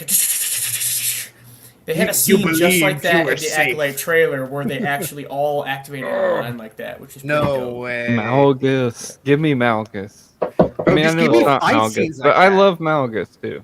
Fight scenes yeah. like that. Like Yeah. they need to take whatever the Old Costumes look Republic's awesome. doing and just throw it into live action. Which hopefully that's what they're doing with this. They said it was going to be a combo between Frozen and Kill Bill, and I was like, Frozen. I was like, okay, but Kill Bill's epic, so I was like, hey, at least, Yeah. I mean, Well, Well, yeah. I mean that. Yeah. I think overall, I mean, the Acolyte, we didn't really know anything. I mean, to an extent, we still don't know too much about it. right. I was like a bit of some of the things we've heard. Like I was like sort of cautiously optimistic, but the trailer overall, like just from the vibe, it felt grounded. It felt at least from what you can gather from a teaser trailer, serious. Also just from things like even the color grading, I was actually surprised by because of the behind the scenes footage. Some of the costuming set looked very colorful, but like the way they're doing the color grading, it actually seemed pretty desaturated, which is like the look that Star Wars usually has. So it did seem serious in that way. And yeah, I mean the shot where what JT meant, where all the was it like 5 or 6 Jedi that just Looked like even then, more. It was probably 9, but like or they were 9 all, even. Yeah, it was and then just they like a just straight all line. activate the lights. I mean, that was by far. I mean, I'm definitely with JT on that one. That was just really cool. Yeah, I mean, we didn't get like too much in terms of story. We don't really know anything. An intriguing plot point is definitely like some. I don't remember if it was just 1 or 2 characters that seemed like sort of like Sith affiliated sort of assassins or assassins of some sort, not using lightsabers, using like daggers and stuff, so maybe vibro weapons, not quite sure. Or Sith imbued. Well, so around this era, you can also maybe even throw a theory that it's like Sith imbued weapons. You think they still Because- had those by then? Because like that was Well, like early Sith and That was- Jedi. So and here's stuff like that. so here's the thing as well on the other topic, which was the announced like time eras. All 3 eras that they announced are EU in the past. besides already named Rey's. EU eras. Well, there's New Jedi Order, which is Yeah, all the way in the besides- future. Besides There's Rey's, yeah. Old Republic, and then there's Dawn of the Jedi. And Dawn of the Jedi is the Jedi and the actual like Sith. Yeah, we'll talk about that one here in a hierarchy, second for sure. Yeah, proto packs, that kind of stuff. But Sith imbued weapons, because Yeah. they didn't quite understand all that quite Because yet. the acolytes like set kind of around the High Republic, like a little bit before that, right? No, it's Tail 100. end. I'm not sure if it's Well, true anymore. Yeah, okay, we're not sure if it's Because true. there's a character from the High Republic who was in the novels, and she was also in the trailer. So Is Oh, it okay. Vernestra? Too. Is it Yeah. Vernestra? Yeah. Yeah. we'll probably get more info on it because the one panel I went to was the Dark Horse comics and stuff, Mhm. and they released like a bunch of High Republic stuff is coming out. So I think Mhm. a lot of that might lead into it. Maybe I'm not sure. Dude, I love the High Republic. Like know nothing Strike and about it. Avela and JT could attest for It was this. good. I've been trying to get people to at least just read the first 3 adult novels and ignore all the young adult kid novels. The Until Rock you Jedi? read until you read the adult ones, Yeah, because for sure. those 3 adult ones will suck you in. And they just now, I was looking earlier because I ordered the art book of the High Republic Phase 1, and they're releasing the first 3 adult novels as like a paperback trilogy box Oh, set okay. now for only $29. So Yeah, I want to it's get them on like, Audible because I like listening to like those, like literally Yeah, listening to a Yes, movie. I can't yes. read. I can only listen Yeah, to it. same. Yes. I'm the same way. Dude, I'm No, like, they're- my job, you know I that work words, solitary the just to words. listen to Star Wars books all day, for and sure. Mark Thompson Dude. destroys those books in a good way. I had Okay, the cool. I had the was it Light of the Jedi, the very first one that I had on audio, and I have like a 2.5 hour drive like to work on Mondays. So I just every time I get in the car, I listen to that, and I would just Nice. pump the bass, dude. And yeah, it's so cool. Like one of the scenes, the one where she puts her lightsaber like in her ship to like give it boost, dude. And like just the thrusters going off and the bass just like, and I'm like, oh my gosh, like I feel like I'm in Star Wars. Like it's all that Nice. stuff is super cool. It reminds me of Old Republic, but with a little bit of a twist, with the Oh, yeah. Sith Okay. removed now, and Speaking of, one thing that for me, like, there's nothing content-wise for the Old Republic that got released, but for me, something that was really cool was they actually showed like an actual like sort of timeline for eras on the big screen, and like just seeing they actually acknowledged, I think for the first time, like actually officially, the Old Republic in that sense as an era, like in canon. Like having the Old Republic like symbol there and like just having that on the timeline. I don't know. For me, was like I felt like it was a big deal, sort of, because Oh, like yeah. those Well, all cinematics. I three. remember me and my my buddies in like I don't know 3rd grade. I remember we were watching those videos like on repeat and just like then like on the playground like getting sticks and like reenacting the Sith versus Jedi scene. Like that was like Oh, you lose your the mind, thing. dude. It was so Yeah. cool. It was like the It coolest was thing. like Just still to out this of day. this world. So yeah, that was definitely a big deal. But yeah, I mean the like just to end it off sort of on the from my side for the Acolyte, I think overall I'm definitely way more excited for it now, having seen the teaser, than I was before. And yeah, I mean overall I'm just excited to hear more and see more. Yeah. And Very same cool. from I'm not a super big fan of it, but in the comic panel, they released that Jax is getting, I guess, like his own little series. Oh, the Green Rabbit dude. Oh, Yeah. nice. Oh, yeah, I have And I'm his like, Black that's series cool. over there. Yeah, I'm like, Yeah. that's good. They had a statue of him at Celebration that he just looks so badass. I have one guy that does a 501st Oh, sick. thing of him, dude. He was there last year, and it's just this big old green furry. Dude, he looks so. helmet. I don't know anything about him. I'm not even gonna front, but I Me just neither. like his design. He looks so out of left field for Star Wars. Like he does. It looks like he doesn't go in Star Wars, but the fact that he is But kind of cool. yeah, he's a really cool character. Despite not knowing like anything about him, I'm like, he's definitely like I would cosplay him, like type of thing. Wookiee Jedi too, though. Yo, Let's, dude, bring that the amount back of times they said and that JT at the Madden. celebration, they're like Wookiee Jedi. They're like, wait, I'm gonna say it again just so you guys hear it. Yeah. Wookiee Jedi. Well, The Jonas High Republic, actually came man. out. He came out in the outfit. I have Yeah. a video of it. Yeah, I heard that. That's I didn't see it. crazy, Did he yeah. look cool? Oh yeah. Yeah, the High Republic has Buriaga, which is like a badass Wookiee Jedi in That's that cool. era. I don't know if that's who Jonas is playing, No, but I'm it's not. really. It's not. Damn it! I was really hoping it was an old version of him. Well, Wookiee Jedi. Wookiee Jedi has not been like this isn't a new thing. Like First. we've No, but always it's heard sweet little to bits. Genji, see. man. Genji. Yeah. Even the Revenge of the Sith like concept art for like the making of, I have it in the book. It shows you like Plo Koon, but he's got like a claw lightsaber where it's like 2 on his one hand. He's got one of them's got like a pirate patch. But then there's like the Wookiee Jedi concept. These are all like scrapped things, which is pretty cool. Then we get Gunji, obviously High Republic Wookiee Jedi, which is No, I'm just excited to see it live action because this will be the Same. first time they've brought it to that Mhm. realm of it. I feel like we're finally getting to the era of Star Wars where concepts we've only seen in novels and comics are finally bridging the gap to live action, like Oh, Wookiee especially Jedi. especially in Ahsoka with like the Thrawn and everything. Yeah. And I said this last night. I don't like them bringing Palpatine back in the sequels. I will stand on that grave, right? Yeah. But it's hard not to tell that they were taking the plot line from Dark Empire. Yeah. Cloning Yeah. Palpatine, have him come back to alter Luke, but Luke wasn't a part of that, right? But yeah, they want to add little things here and there from EU, and that was so cool to see that as well. Like, so seeing on the screen, you see the placements. All three of them were the original symbols of like that era, like the That's symbols cool. that you would associate with, and it's the first recognition of them. Like Strike said, Nice. seeing Old Republic fit in that timeline, and I got really hyped at first because I saw New Jedi Order, and I'm like, Jedi Order. dude, Yuzhang Vaughn, Luke, oh my gosh! And then I was like, and see- wait, that's after Rise of Skywalker. Okay, Yeah, I'm still like- gonna listen to it because I'm fine with getting. You're jumping ahead a little bit. We're going to talk about those here in a second. but We'll we're hit just, that up.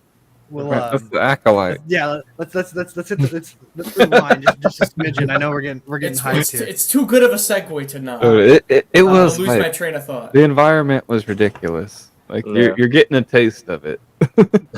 What did you guys think about? Because I don't know anything about Skeleton Crew, but y'all saw a trailer for it. What do you guys? What is it? Did you get an inference of like what Goonies. it's gonna be about? I know I keep hearing Goonies, but like, Yeah. Goofy. That's what it It's- is. It's the Goonies, but Star Wars. It's is it gonna be more for like It's- kids, or is it like Yeah. gonna be Yeah. something that like Yeah. we'll enjoy? Not hyped Well- about, honestly, at all. Really? Jude Law being a Jedi is pretty cool. I Yeah. like It was a when bit he Okay, on so the he's gonna nose. be a Jedi. It was a bit cliche the way they did it though. It was like Okay. like just to give you an idea, it's like him with the kids in a cage. It's like the very last shot of the trailer, and he's got like I don't even know does he have a hood on or not? Yeah, I think he has a hood on, and then he's just sort of like ooh, and then like the key Yeah. just right. I don't. The way Oh, it was okay. cut was just very goofy and on the nose. I didn't really like it. I don't have a problem with him being a Jedi. But yeah, probably the least hyped about that project. You ever see Sucker Punch, the movie Sucker Punch? I like that movie. So basically, And I'm alone. when Baby Doll has her like flashbacks and she goes into these different fantasy scenes, there's always the old man that like leads them and gives them some little insight. Skeleton Crew is basically all the kids basically play the girls, and the old man is Jude Law in that aspect, where he's like Okay. he gives that little bit of insight, and then the kids are like the main focus of the story. So And- that's what I had picked up off. And the villain will be Vane, the pirate lieutenant from Gorian Shard. Oh my Oh, god. okay. Yeah. That guy's a All right. douche. I hope he Yeah, gets I know. killed.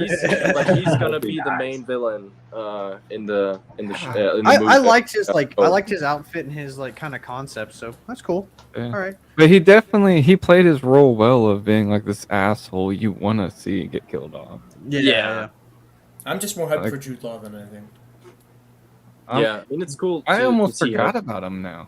Like Yeah. that was weird. He disappeared from the Mandalorian after he ran away, and that makes sense. Now he's gonna bridge that gap, and that'd be kind of cool. Oh, I thought you were At talking about least Jude he's- Law. I was like, he's in the Mandalorian. Was it where did I see No, that? no, Vane. Yeah. But Did y'all get anything for Andor? Or they were just like, hey, we're working on season 2.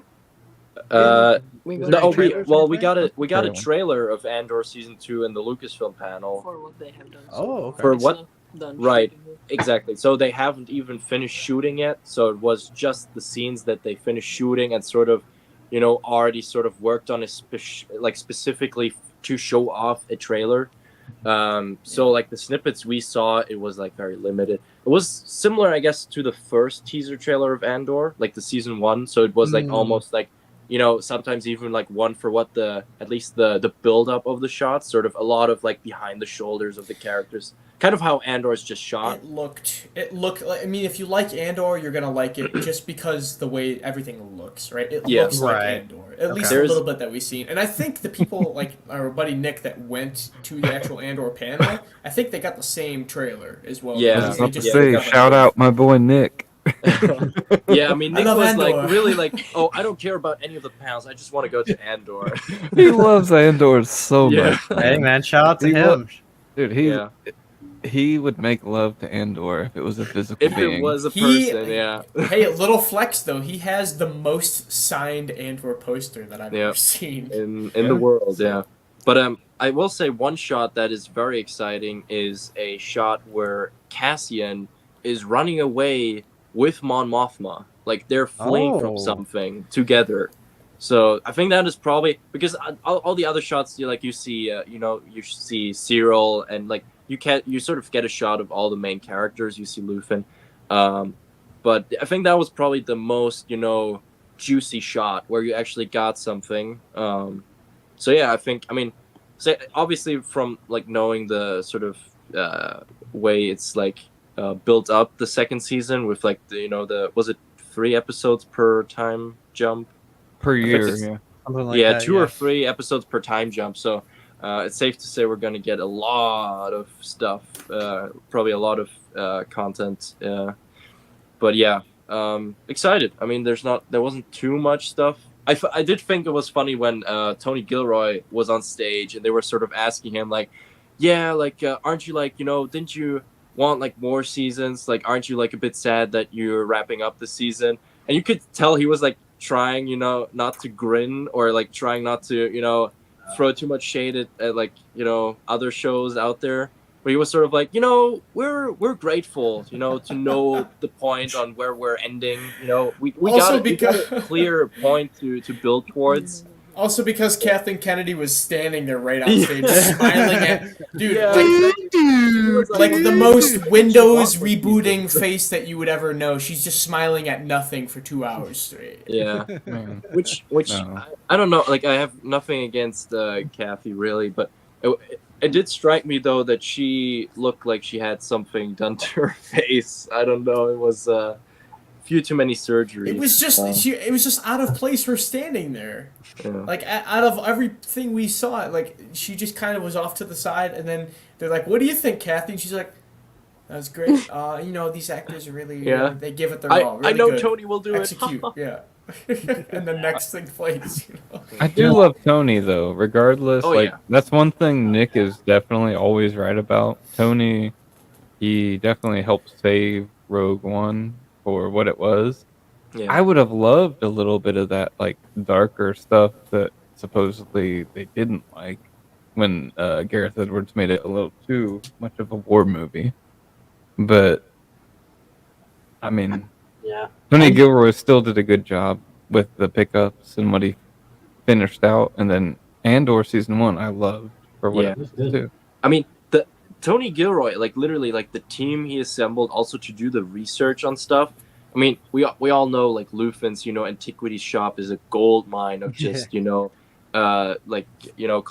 to other medias. But like things like Mon Mothma's daughter's name, like I don't even remember where it's mentioned. I think it's mentioned in like one, like it's like not even a comic on its own. It was like sort of a thing you got with an actual book, and it was like really a small thing. But they took that same name, and gave it to the daughter in the show. Like there's like the attention to detail that team puts into the show is really what's making me excited for season 2, because like season 1 I really enjoyed. I think the storytelling, the overall just quality of the making of the show was great, but I think season 2 is gonna be even better in terms of like it's going to give us that sort of Star Wars aesthetic in a pure form, because like in Andor season 1, like yes, there are definitely in the beginning stormtroopers are sort of that sort of cliche, I guess, Star Wars stuff that makes it feel like Star Wars is sort of missing, which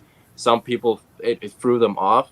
But I think that's why I'm really excited for season 2, because it's going to be the good story writing, and it's going to be just that like magic. actually show the height of the Empire. right. It's gonna be darker. Yeah. It's gonna be definitely darker too. Oh yeah. Yeah. Right Please, before Rogue please. One, Right right before the end of Rebels, Right. So Well, that's it'll why be I want to sweet. see more espionage. Like I'm totally down because like the first season felt like a, and then we'll move on because this isn't just about Andor, but the first season felt to me was it was Nick would be proud. Nick would disagree. Yeah, He it would was, be so fucking proud of you right now, man. it seems to me like it kind of felt like I enjoyed the first season, but the first season just kind of felt like one large setup for the real nitty gritty, which is going to be next season. So I'm really excited to see, because I was just like, that's when Andor ended. I was just like, what I want from Andor season 2, more stakes, more Empire, and more Rebel spy espionage. Like I want to see what the Empire's capable of. I want to see some Mission Impossible stuff from Yeah. Andor, you know, sort of level, you know. I think a while ago, like when the last episode of Kenobi dropped out, when we were even talking about Andor, I think it was you, me, and Grant. Maybe Nick was there too. I forget who was there, but I know it was definitely a conversation between me and Grant where like I hope it leads because it was because he just got done talking about Rogue One pairing directly up to A New Hope. Mhm. And then we were saying to each other, like, I hope the end of Andor pairs directly to when he's walking in that alley and then he clacks the guy. So that would then be you cool. can watch the show and then the two Andor, movies Rogue just like One, that. and New Hope watch through. Let's do it. That would be cool. Dude, yeah. I'm down. I'm down. Just click clack. Shoot that dude in the back. Next, man, we got, which is probably the one we're going to talk about the longest because we have the most information on it. We got the Ahsoka trailer, man, and you guys got a different one. You Super actually hype. got to see Thrawn's face, and we got the crappy version where we just got the back of his head, which was Yeah. Oh, that's not Crappy. the crappy version. That's yeah. No, No, I they're saw it teasing us very a little too much. nicely. Like that day, it was all over the internet, and it was in very. I should have good, like, looked. I didn't quality. even know. I didn't know Yeah. that was a thing. I would have Mm. seen it, but I should have Um, I should have stole it, like screenshotted or downloaded it, so it wasn't going to be like stolen from the internet. Yeah. Yeah, I think it's safe to say. Well, first of all, it was really cool. First of all, to hear Dave. Dave really got sort of the stage for himself for quite a bit of time. Obviously, he's Well really deserved. hosting the show. He created this character. But it was really nice. Like he really started talking about the beginnings of Ahsoka, like how he was working on that character with George. So it was really about those OG days with George, and he talked quite a bit about it and in depth. They showed like Nice. sketches he did of Ahsoka, like for the Clone Wars. So it was really like kind of. I feel like for all three of us, it was really like a nostalgia trip that Dave kind of took us along with. So that was really nice. But then also getting to hear Rosario talk about her journey on, becoming Ahsoka, I think was one of my favorite things an actor talked about in the entirety of Celebration, because she showed such a high amount of respect, not only for the character, but for Ashley's portrayal.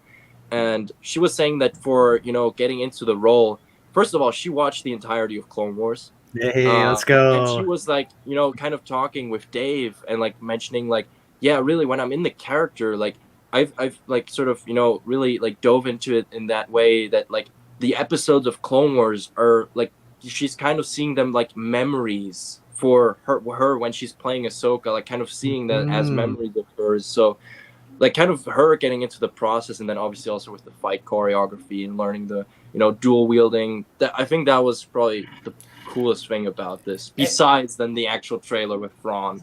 When she said that too, it was actually reminding me of how Heath Ledger was getting to his role in the Joker, because he would put in his mind the mindset of him living actually how that character would possibly live. So he would trash his apartment, when he would do all this other stuff to try to live like the character, to try to understand it. So like when she was, like the memories thing of like, I could only imagine what she was thinking in her everyday life. It's safe to say Rosario killed it the entire time at Celebration. Yeah. She killed it in Mando season 2, the episode where it's just her, for the episode. I mean, she is Ahsoka, dude, just as much as Ashley. We saw that too, but like I am so excited to see actually correct. Like I know, like for some people, for more casual fans, it might be like a stupid thing in their eyes, but like for me, it was such a big deal that they fixed the length of her leku. Like, did they? Nice. Okay. Yeah, no, Okay. like The material actual... too. What? The material. Oh, and they talked. It looks so Right, they realistic, invented a it's new crazy. way. They invented a new prosthetic way, New for technology. new technology, really, for the Leko to even move on their Sick. own. So yeah, they Yeah. were really talking about how they were limited at the time of filming Mando season 2. Yeah, right. So I remember that too. Like they actually acknowledged that, and sort of also about fans noticing it too, obviously. And but yeah, I mean it looks great in the trailer, and we do actually get some scenes where she's wielding the lightsaber, and I mean it looked great. She does honestly. one. She does one Nice. of these and cuts open a window and jumps down and lands Yeah, I like saw Superman that. Yeah. Yeah. into a train station. It looks like. And even Fighting with the when she's Inquisitor. just like with a lightsaber, like sort of turning around, like the Legus are like they have that orientation of sync. like flopping. They have yeah, the right So- like aesthetic. Yeah. exactly. So And- like Yeah, That's something to touch on too that I didn't even really notice when I saw the trailer, but people brought up is how all the I guess Sith or whatever they are have orange lightsabers. Yeah, Dark- you beat me dark- too. That's dark- what I was dark- gonna. I'm like- yeah.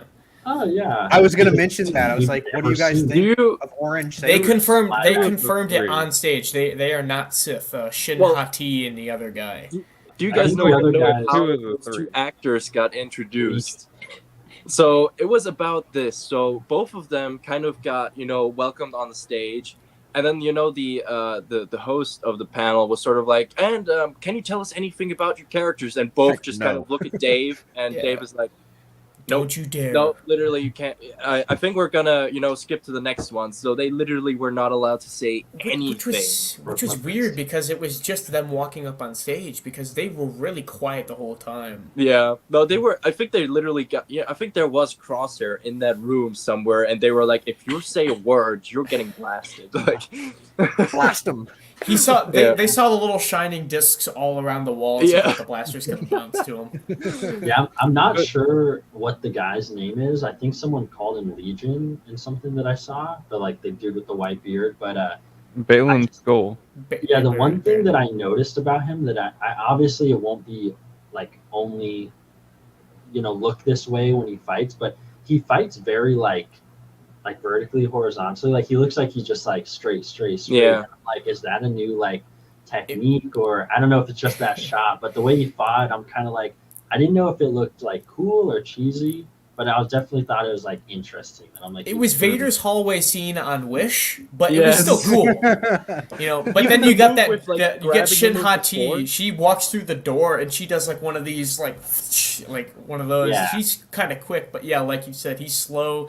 Raises the guy. Yeah, which Yeah. is cool. The only thing is like, I know for me, I'm like, I like seeing the Revenge of the Sith like style battles. Like I didn't hate the the sequel stuff. I thought it was pretty good. I thought it was better than most people thought it was, but I'm trying to see like some crazy stuff, and Yeah.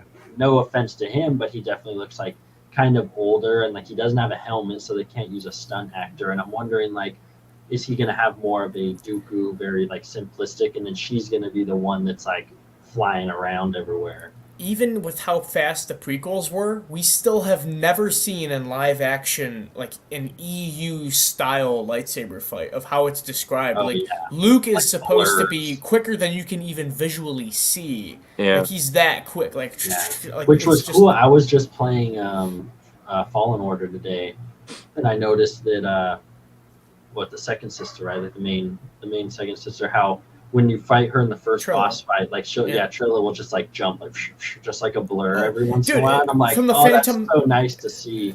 Not only in The Force Unleashed when you can literally just dash through the whole game, but the Phantom Menace were like, it's a stalemate, let's go, and they fly down the hallway. Could you imagine them fighting at that speed, like Yeah. zipping to each other? It'd be crazy. It would be awesome. Yeah, but it's safe to say. I mean, also because there is.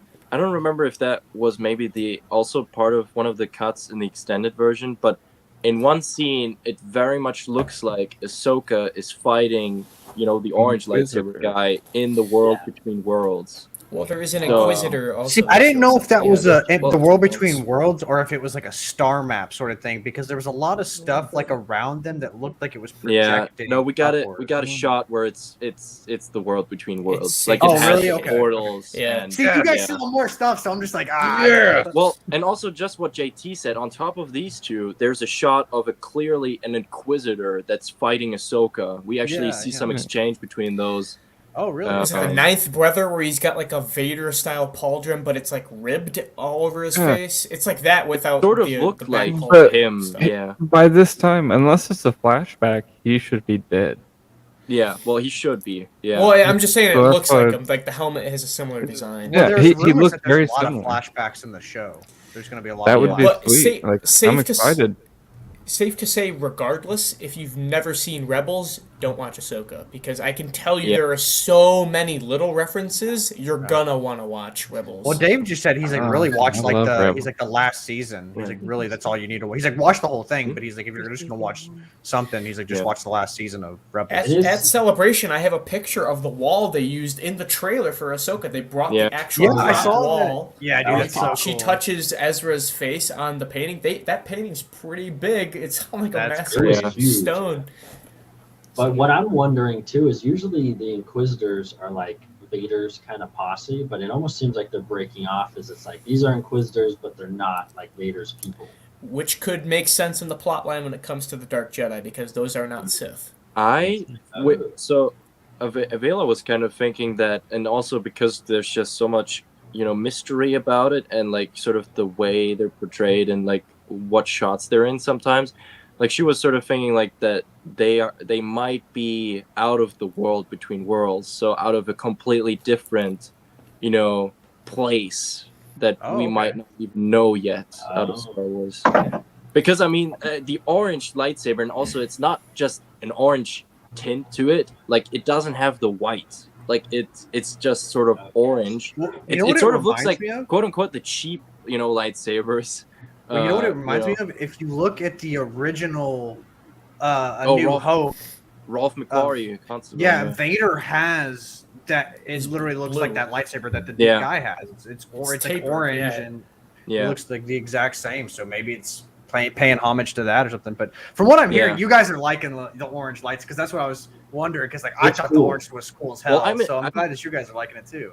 I think we're all intrigued. I mean, that's for sure. I mean, we were like, I think you were just sort of like going in that direction just because Dave was being so, particular about not revealing anything about these characters. For which, sure. if they Yeah. were just Inquisitors that went rogue, I don't think he would make such a big deal about it. Yeah. So, but yeah, definitely excited. I like to see the canonized new lightsaber colors. I mean, you get the butthurt Heck yeah. fans that see Rey have a yellow one. They're like, oh my gosh, only the Jedi Temple Guards can have yellows because that was they're the the Sentinels. about that And I'm movie like, to me. listen, I man, saw the yellow and I was flipped. You gotta dude. I was like, stop. I- And, See, I and wanna- you hear the comics, you hear the comic books, you get Yaddle, apparently, was it early Prelude to Rebellion? She had a bronze one, and the orange is supposed to Dude, be the that's most cool rare. as hell. This was before Yeah. Bleeding Crystals was even a thing, though. So, Yeah, I remember true. also from that similar timeline, I think when I was thinking like, oh, what kind of Jedi would I want to be?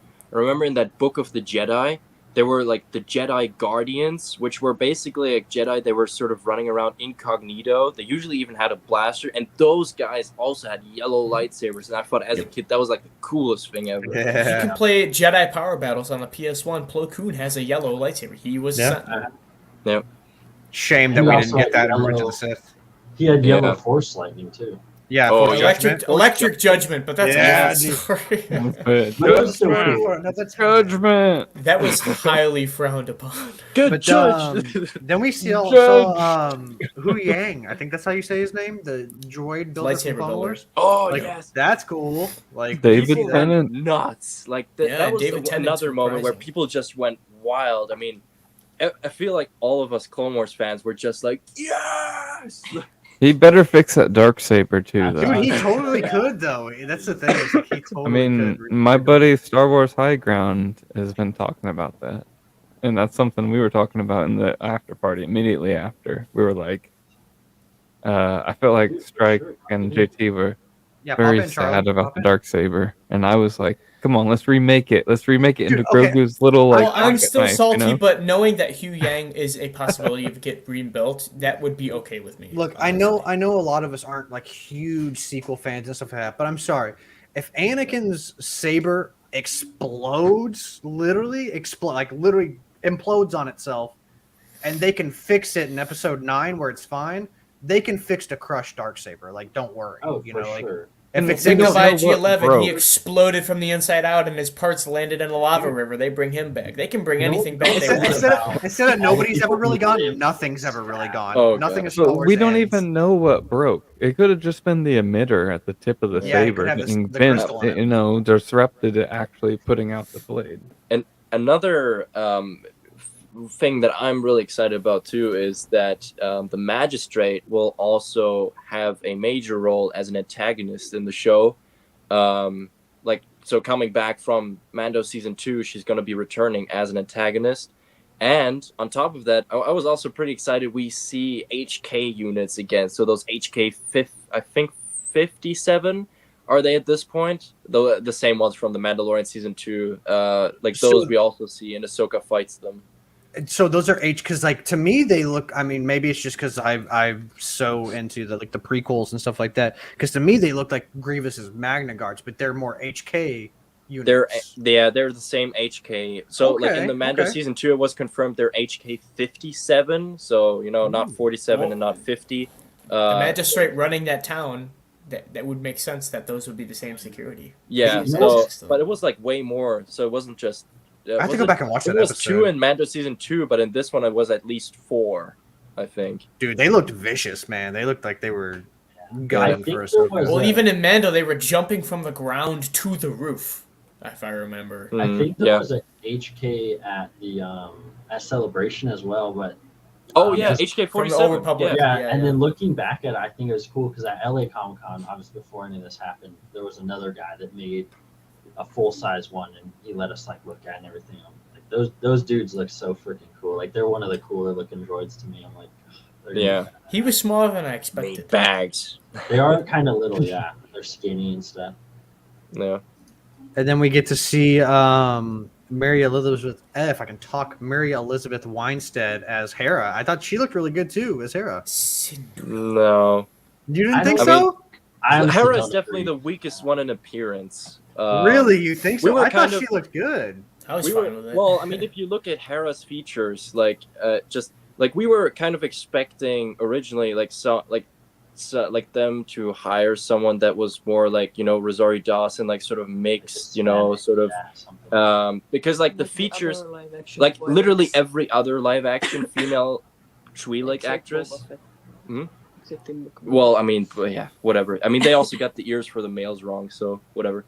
But yeah, I mean, it's like, that was sort of like a could have been. Agree. Better, but, I agree because if you played Squadrons, you also get to see her in that. See, I felt like she looked weird in Squadrons. In Squadrons she was a potato. she was, but I think she looked better. Here, better than I'm about to show her. You guys don't think I thought she looked like that looks Hera-esque to me. I don't know. I mean, it's like green. Maybe I'm biased because I have a thing for Mary Elizabeth Winstead from Scott Pilgrim Saves the World and stuff like that. I've had a thing for her since back in the Disney, but I think what's her name in that movie too? It's like Romania or something. Yeah, dude, it's been a while. She changes her hair every single time. Yeah, it's like pink, then it's green, then it's blue. Yeah, it goes crazy. But she's also in Sky High. I'll say she this. She is. We literally, I mean, obviously, also now with Zeb and Mando, I think Zeb is literally perfect. Like Sabine they killed is literally Zeb, perfect. Dude. That's awesome. Looks wise, we get a small hologram shot of Ezra, which I think he also really just looks like, live action Ezra. So I don't know. I feel like, and it's nothing against her. Like, I mean, it's obviously, she can't do anything about her looks, but personally, look better. Look more like. Well, I mean, it's just it is sort of like a fucked up thing, but I mean, there is just that outline of the animated character, and I mean, it's sort of on the same line with the Grand Inquisitor. I love Rupert Friend. I think he's a great actor, but was he the right choice? Face structure wise to play the Grand Inquisitor? I don't think so. He should have just been the voice actor, and they should have CGI'd him. That guy takes me because his CGI or his voice was great. I definitely have a thing for Twi'leks, though. So, Maul, the Twi'leks are. So, what did you think? Did you think she looked good, or were you not? We're not a fan of her. Okay, Maul says okay to almost everything. That takes me back to a question I had though. About where's she at? If it comes to Twi'leks, here's one of my favorite Twi'leks. I would say it takes me back to a question I had because you guys, for me, I don't know, and I think a lot of people kind of are on the same boat from what I've heard. Is do you guys think that Thrawn looks good? Because you guys saw his face. I think seeing him in the comics, I was kind of skeptical because he has a certain like weight behind when he's in a scene. You know, you just feel a certain way. I was expecting someone more along the lines of, you know, Benedict Cumberbatch was obviously the one that was floating around, but someone like Michael Fassbender, you know, that has those physical, chiseled, vertical features like He that. has like the sunken cheeks, which I was like, that goes for him. But Does he have the solid red eyes? Dude, but facial hair, the, I couldn't put it. the Like, him being prosthetics they blue and put shit. on Lars Yeah. Mikkelsen, it works. It's There- fine, you know. Dude, Well, I I'm mean, trying to find first that. of all, it's seamless. I mean, they also talked about sort of the prosthetics and like makeup process, which was also quite long. It is. But yeah, he's got like prosthetics, like on top of his head too, kind of to get that right The sort of brow, structure yeah. for his head. The chiss, So- the chiss have that, yeah. Because that was sort of the thing. Like it was like a whoa, Thrawn. But at that point, I guarantee you, no one for sure could tell if it was Lars. I couldn't tell. I was just sort of like, That's it's awesome. Thrawn. That's the only thing I can find of him, and I know that's a photoshopped thing. It's Yeah, not no, how that's not but what we like- saw, and it doesn't look like that at all. Like No. I can guarantee Whatever this you, is. I thought I When saw you- a real one. That's him right there. I- That's left. Who is that? I can guarantee you when you see it, you're just thinking Thrawn because like then when Okay. so it doesn't look like that at all. Or I mean, No, obviously no. like the sort of like cheek stuff, but like they really went all out, I think, on perfecting the look here. And like I mean that's also why once they actually name dropped Lars, then everyone went wild for a second time because that was the confirmation it was actually him. Okay. So Well, they brought yeah, him out on stage as well, so that's pretty much. Yeah, exactly. So And they gave him pupils too. They didn't just make it solid red, which is Yeah. I like that. It's so honestly. bad. yeah. Oh, okay, I so like it's that not. they gave him pupils. Yeah, they actually gave him like more like human, I guess, like because he just has the red. It's just like solid red, right? But it's Yeah. still If I but in the remember comics, yes. But it's still glow. Like even in the trailer when the front faces, you can use the pupils, but it still glows enough red. You know. Like, you Yeah, get I the- was about to say I think it's definitely more red than in Rebels. In Rebels, I feel like it's really you can see every detail in the eye. It's animated. I feel like this is really nailing it down to like it's really red. You can just sort of barely notice that there's a pupil there to give it that sort of detail and realism. But yeah, I think Thrawn for me personally, it was one of those moments where I think that's what filmmakers in general for this kind of stuff should go for. It was like in my mind, I was just like Thrawn. I didn't see the actor. I just saw That's Thrawn. awesome. Okay. Yeah, And and I'll even be- them, even Ahsoka saying like "heir to the Empire," it's Yeah, obvious that that's they're trying to awesome. use these old EU comics and stuff to try to whittle them into Star Dude, Wars. Like Heir we to the were Empire is talking about earlier. amazing, so I'm 100% down. That means Oh. hopefully we get more Luke too if it's Heir to the Empire. So Well, hopefully we and get. also Maybe. with Captain Hopefully. Pelion returning as well, who was heir to the Empire. I mean, that was something that he was name dropped in Rebels, but we didn't see him, and we didn't know if he survived up until this point. So now, also knowing that Pelion, aside Thrawn, is coming back is like insane to me. Like I know, like 10-year-old me would have literally gone nuts if I got This- that news back then. Like, yeah. This It goes has me back to excited us for seeing- Vanto. Was that? Eli Vanto. I'm excited for him too. The new second in command. Yeah.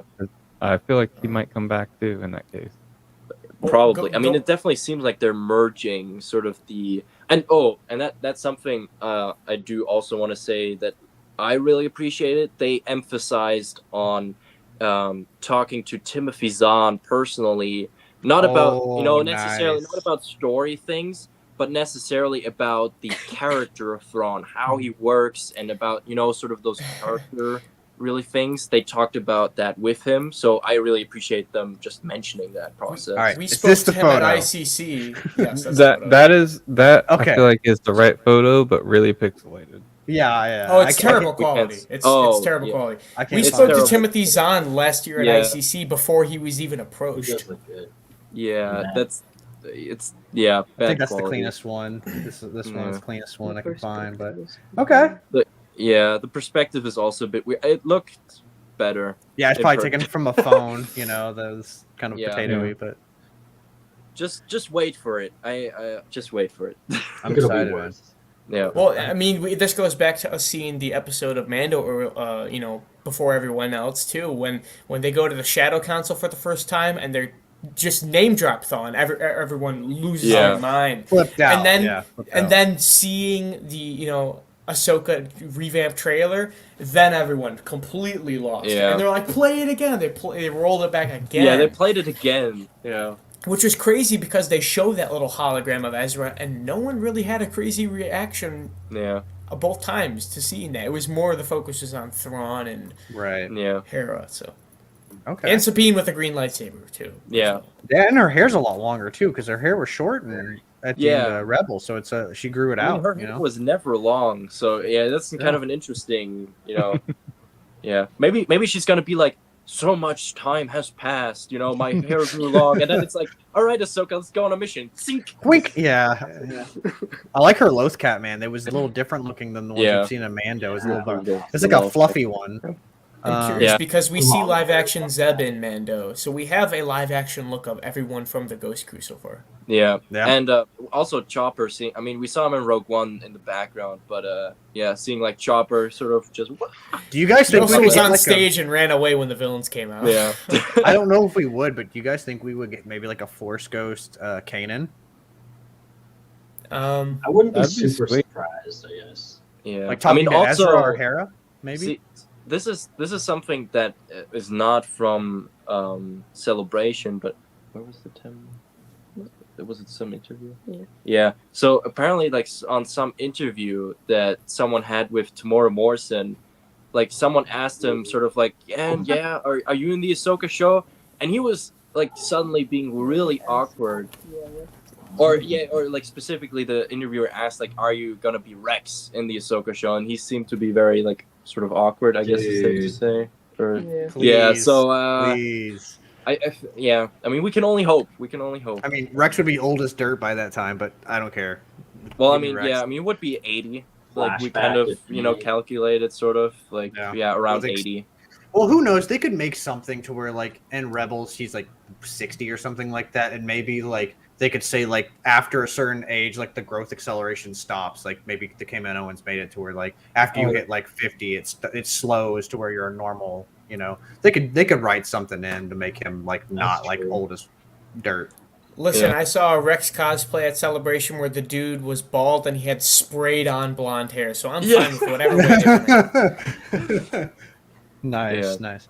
And then we got the movies. I mean, I know we don't have a lot on each one of the movies, but I do want it because, like, man, how long has it been? 2000? When did Rise of Skywalker come out? 2019, something Yeah. like that, around that ballpark. Like, I think Longer than it end of feels. 2018 even. yes, it was around there. No, Like, yeah, it was 2018. Yeah. like, it's been a hot minute since we've It's gotten been a while. Yeah, um, literally. a movie. I guess we'll go in order of the timeline. We got the Dawn of the Jedi movie, Yeah. which I think is going to be cool as heck. I've said that from Awesome. you can go back to like my solo podcast where I'm just talking about my stuff, and I'm like, oh man, the two things I always say: I want the Mandalorian Wars, which hopefully we'll get that maybe eventually, between the Jedi and the Mandos, and seeing the Jedi at the start. With like what JT was saying with the proto sabers, where they got the backpacks on, Even Sith the infused katana lightsaber. style, not even yeah. the force But saber that's sort of. the thing though. I mean, the comic books were very kind of Hello there. and Professor Peak. Love that. Where's Don't Professor? matter. Is he That alright? was- Is he Yeah, safe? he had to pass on. Whoa, okay. I almost thought you said pass Who's away. Professor P? No, I'm just messing. Please carry on. I love hearing this. I was getting Olive Garden while listening to this, and I was like, "Oh my god, this My is amazing!" breadstick. Exactly. I Just literally need broke some my breadsticks. breadstick whenever you talked about the Ahsoka thing, and I was like, "What?" Oh, and even what you just mentioned and the fact that Charlie just joined is like something we haven't talked about. I don't know who's too hyped about it, but in Visions, there is actually now the katana lightsaber. which is Yeah. really Yes, cool. man. Yes, And I was like- dude. I was like, all right, Charlie's Virtual cosplay. high five. I We know can Charlie's add cosplay. Visions in here. I just didn't know how many people were into Visions. I know the anime is kind of like you either kind of into it or you're not sort of thing. So I, I know some think- people. I didn't are see hyped the for it. Visions 2 trailer until after Celebration. Yeah, say I just watched it on YouTube. I think like 2 or 3 episodes, the animation looked really cool to where we'll get some like Naruto, Dragon Ball Z style crazy fights, Wallace which I think and is what Gromit. people want. Dude, I'm so excited for that one. I Honestly, think the issue where they kind of not that it's a bad thing, but I think the mistake they made with the first season and with the second season is not keeping it like pure anime. I think all the episodes should be like anime, not like it's these like Love, other Death, styles. Robots, where it's like Yeah. different mediums. Yeah, Because I feel like if it was all like those anime fights, everyone, at least in the anime community and probably in the Star Wars community, would really like it. But some of them seem like very different, and it's kind of like its own thing. It's not. see, anime. maybe But that's I'm what I like though. But that's maybe but I'm in I- the minority, but I like that. See, like what JT was saying, I like I- that. No, I I'm like not that saying I because don't. that's directors, like Ryan Johnson's like I wanted to make my version of Star Wars. No, you're part of the George Lucas timeline. You better fit in, right? No, I agree. Making your version of Star Wars for something like Visions, that is acceptable. That makes more sense. I agree with that. Like I like all the styles. Like there's a claymation one that I'm so hyped to see. that, Dude, 'cause yeah, claymation the Wallace is and cool. Gromit one. But Yeah, I yeah. think with it coming to like, at least when they released it, they're like, it's going to be anime Star Wars. So people are like, this is going to be crazy. But only like a few episodes are like that. So I think that's kind of where it fell off for some people. Well, and to your point though, too, when you were making that, like, I'm not trying to be mean to the some of the studios, but the ones that hit the hardest were the anime ones. That's what I'm saying. They Like, slapped the hardest, like Sure. the Ninth Jedi, the Ronin, and what's the one where they call the Force something else? It's the chick with the high heel, like RoboCop boots that like wrecks the the sister and the pirates. brother. yeah. I don't- Twins. No, it wasn't the twins. That one was good too. The though, Village Bride. I think it was where they called it like Majin or something. Tatooine like Rhapsody. that. But they called it. Yeah. They knew about the Enjoyable. Force, but they called the Force something else. Oh, It was a chick. She had like RoboCop like high What? heels, and she like Yeah. slashes the What was pirates. the- Like, Avela just said it was the Village Bride. Like, yeah, that's yeah. the There you go. episode. That one was sick too. So it's like thank you, Doctor. to your point, Michael. Like that's yeah. I mean, that is the coolest one. So I can also say like I'm personally like I'm not into anime like at all. And like boo. No, I'm just kidding. yeah, no, I'll fully stand by that point. I just don't enjoy it. But I will say like the episodes out of the first season that I did like were the Elder, the Duel. Ooh, yeah. Like, I forgot those were about the two Elder. ones Yeah, the that I Elder. really liked. Like in the Elder, it was sort of just what I always wanted to see, that sort of pre-Phantom Menace, just Master and Padawan, sort of story. And the Duel, I thought, was just cinematically and just, Dude, those with Sith daggers? Kurosawa, black and like white. style-wise, that was just very Yes. pleasing to look Ooh, at. lightsaber umbrella, bro. Like come on. That Well, was it also pretty it also goofy. I goes didn't like that, into but- Dude, I thought that was cool as hell, dude. it also goes into the Force though. I mean, the way the Elder Good episode man, played out. good man, Maul. Good man. All Yeah. The way the episode of the Elder played out, though, kind of fits with the Force because it's about that kid that like gets in about over his head about like I'm gonna take. He's just an old guy. I'm gonna take him out and don't mess with the old Are guy. you sure about that? Yeah. Yep. I did love that one. Don't give in to your rage. But yeah, Visions. I'm indifferent. I'm like a 50-50. I'm excited and I'm not at the same time. It's weird. that. It's a weird feeling, but it's more Star Wars. So what can you say, right? Heck Yeah, I'll watch them all. I just think there will be like probably 2 episodes that like slap, and then the rest are gonna be like, Yeah. Oh, the that's why I didn't bunny wanna do a the watch bunny party rabbit for girl it. episode was trash. See, I actually thought that one wasn't boring. too bad. I thought it That wasn't was- bad. I was the bored. most- She was running the whole time and talking See, about her the family. the moments when I'm like, I mean, didn't watch obviously, that like I can really, sort of take it, sort of in a not too serious way because it's not canon. So I think it's like it's easier to have fun that way. And I think they should honestly make more, not even like anime, just like more projects that What you know, ifs? not canon, but here you go, fun stuff. Like I Sure. feel like that would be awesome. 100%. But yeah, I will say like things like I don't even know, Robot Boy or something like that. Oh, really yeah, like goofy kids Mega Man. animation Yeah. thing. I mean, that was just like I'm like, okay, yeah, I want to burn that in my mind. So yeah, Yeah. yeah. I think that's Some were awesome. definitely. No, go ahead. Sorry, being like a big Star Wars fan for at least for me, or not necessarily a big Star Wars fan, but being like really into what Star Wars is canonically. Like I know for me, the fun stuff, it's like, yeah, it's cool, and I understand it's for other people, but I'm like, I don't want any of that, like just fun stuff. I could, it sounds bad, I guess, but I could kind of care less for them that stuff. I'm like, take an extra year. I don't care if I have to wait and put it into something that like really is like genuine Star Wars, because then there's no way I wouldn't like it. But for some of the stuff that's like out of Star Wars, I'm like, yeah, it was enjoyable, but I'm like, it really, I just forget about it. It's a catch-22 because you get the benefit of everybody getting their own little thing of what they like about Star Wars. Like this one's more focused on the blaster people. This one's about this vibe. Andor feels completely different than Obi-Wan, right? And that can be the same thing about the Mandalorian. But then again, the convolutedness of getting all these different things, we're getting really spoiled with Star Wars. So like you said, I would rather have them take a break and then release something as powerful as something like the original, like the original trilogy or the prequels, or you know. It's just a different feeling when like a movie comes out and you're like waiting and waiting and waiting, and you go to the theaters and it's like this big thing versus a show is cool, but it's like, you know, I have a big projector, like little home movie theater, but stuff just, it will never slap as like going in and getting your popcorn and just tell the way like I want more Star Wars, but I also don't want. I want like big Wars. rides, you know? Yeah. Well, the closing out with Visions, I know Strike said that was his favorite form of Boba Fett, where he's drinking the drink and jamming on. That's like his favorite Boba Fett of all, right? I remember you saying that. Pretty careful. Where he's just jamming, you know. He's just jamming. Max, we'll meet in Japan in 2 years. You'll remember this. That would be me. You heard it here first, folks. Favorite version of Boba Fett. Just like Charlie's favorite saber is the Kylo Ren saber. No, that's his favorite one. Wow, Max is really picking fights with everyone, huh? Listen, be careful. Listen, Max. I love you, man, but be you careful. know, it's like, you know, like we're standing in front of each other, and like I'm just like, bam, and then like come here, you know. I would expect nothing less. I would expect nothing less. Yeah. No, I'm Josh, and I'm just stirring the pot just because it's fun to stir the pot. No, he's being serious, guys. He's being serious. No, but on a real We'll note, fight. it is their favorite things. He likes that Boba Fett, and Charlie likes Kylo Ren's lightsaber. It's his favorite Oh, one be careful. all the time.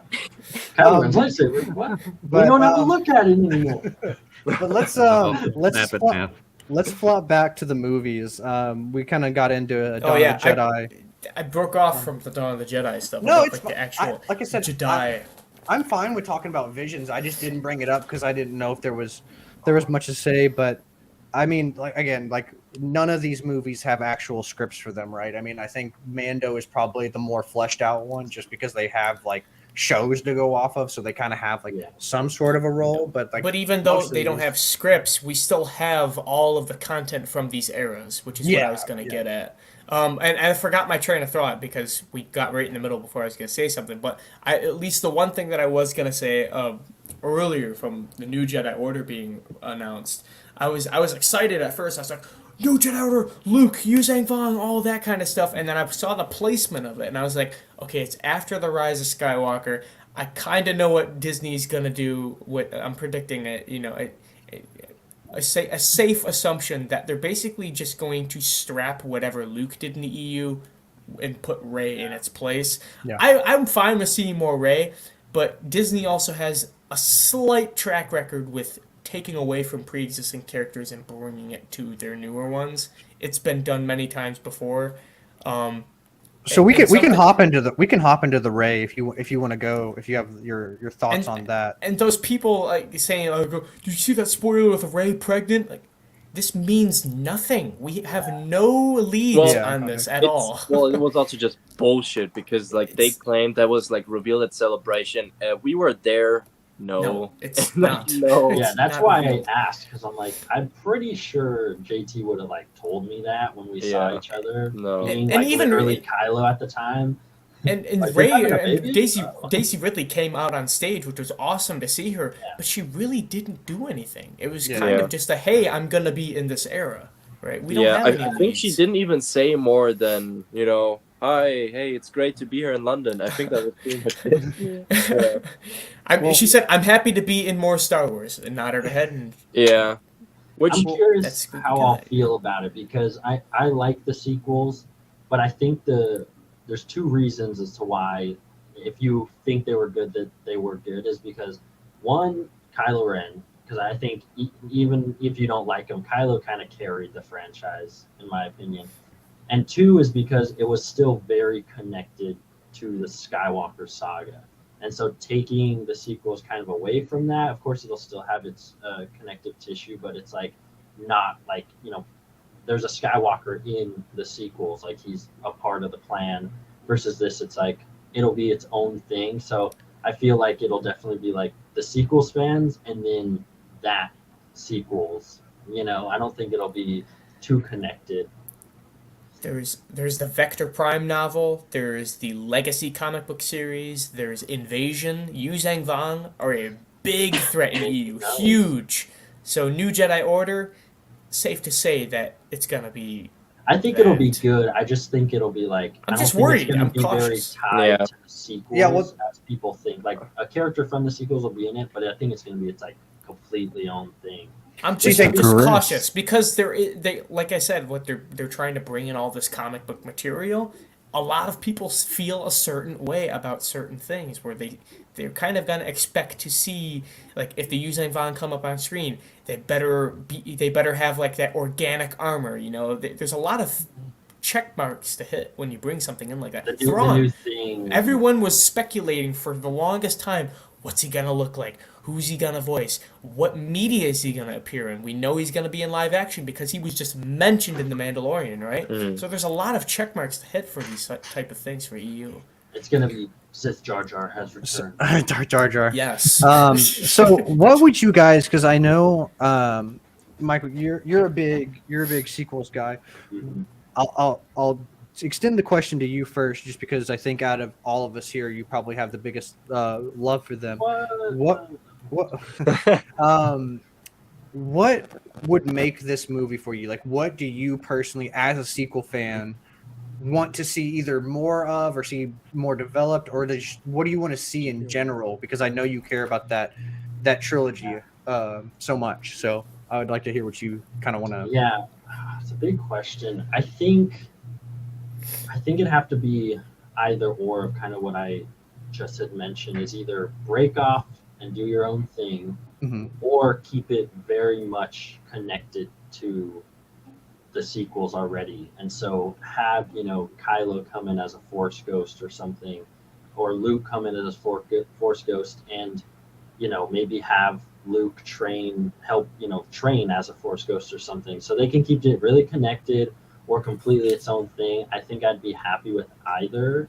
But like you were saying, JT, is if they do go like any way away from the sequel trilogy, is just add all that new stuff and bring in Lusan Van and everything and really give it its own thing. Because I think for all these movies released, I'm presuming there's going to be a 2 and a 3 of each one, and they'll all have their own things.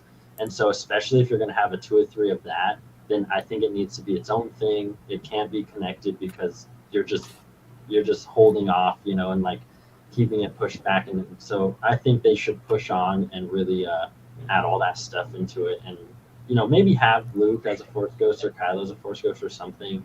But I think it should be its own separate thing, and the sequels could be its thing, and the end, because that was the end of the Skywalker saga. That's what they said. All right, now we're moving on, so move on from it. And, But think of the Skywalker family tree, though. I mean, you got Cade Skywalker, you have all the Solos and stuff like that. And when I hear a New Jedi Order, I immediately think EU Luke Skywalker, 100% of the time. Yeah.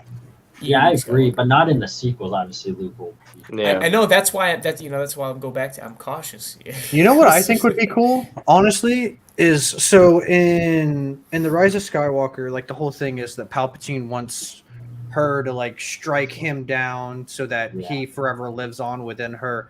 I think for character development wise for Rey, because that was one of my problems with Rey, is I feel like she had so much potential and just like wasn't developed as much as she could have been.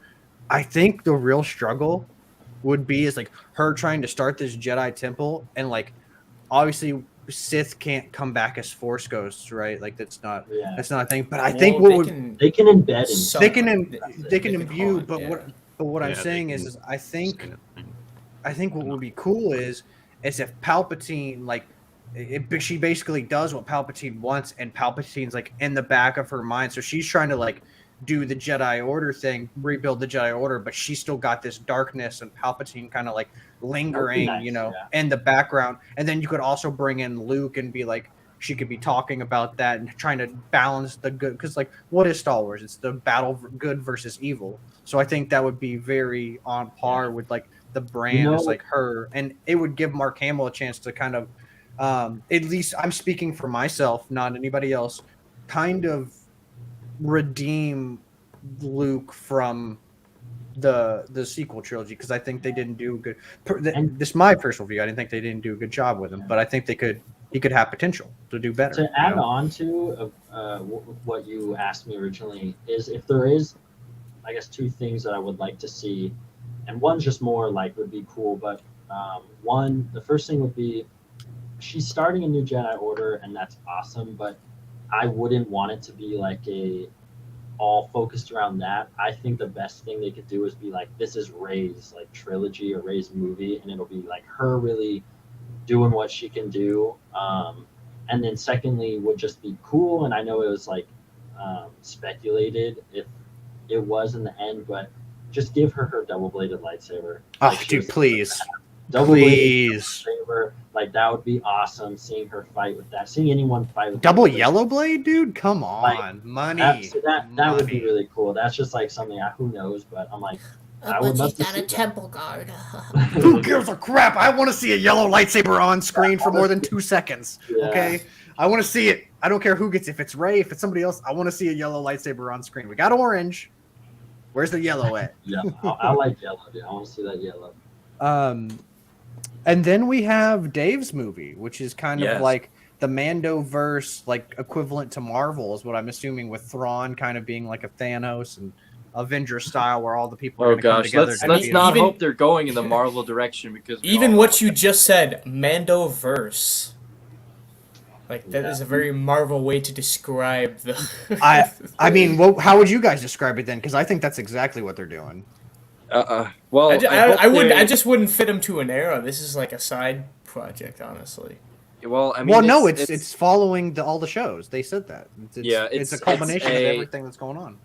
It's a sort of binding the Mandalorian and Ahsoka to a final movie, which I mean that's obviously like still fine, because it's like still very close to each other. I think they realized that they want to tone back on how much connects just by well, obviously they canned Rangers of the New Republic, which would have been like a third sort of plot line that would have led to that.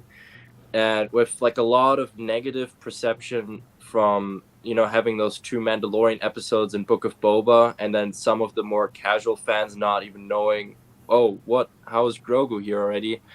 I mean, it's kind of where like some fans are like falling off with Marvel at the moment, like, because you have to watch everything to know, everything. And I think they're glad, like, I think, like, fortunately, like they've realized that themselves and toned it back because of that. Like 2 shows like leading into a movie I think is more than fine, but I think if it would have been more, that would have not been too good. But yeah, think of all the characters that Mando runs into. He has options of what path he wants to come by. All of the people in the entire Star Wars galaxy, and he manages to come across the Jedi at the time, Luke Skywalker, and the story doesn't go from there. Yeah, that's the one thing. That's a crime. Confuses me when they call it the Mandoverse versus what I'm hoping for is I want that end game scene. Like, I want Luke, Ahsoka, Mando, Boba, anyone I'm forgetting, like all in a team. Who knows how it'll go, because I know like Marvel's different. You can do that, and they're all connected in their own ways. But I just think it'd be freaking awesome to see. If anything, just Luke and Ahsoka together. I'm like, hopefully in Ahsoka we see that. But if there's any hint as to what they're doing, Mandoverse sounds like they're going in that direction. Yeah, and I mean, also buckle up for that live-action Mythosaur in the movie, because I think there's no question that they're saving that for the movie. No doubt, yeah, that's true. Yeah. Avela just said, like, you could speak it yourself, but no. Okay, I'll speak for her. I mean, the Mandoverse is still something that only fans say, but Yeah. Well, it's just but, because we don't have a name for the movie right now. I don't think it's I wouldn't get caught up in the naming of things because obviously it's not going to be called the Mandoverse. I just meant like this movie spawned from the Mandalorian being such a big hit, and that's why I think it's called the Mandoverse. But it's going to probably entail Ahsoka, Luke, you know, and anybody we meet in the Ahsoka show, you know. So yeah.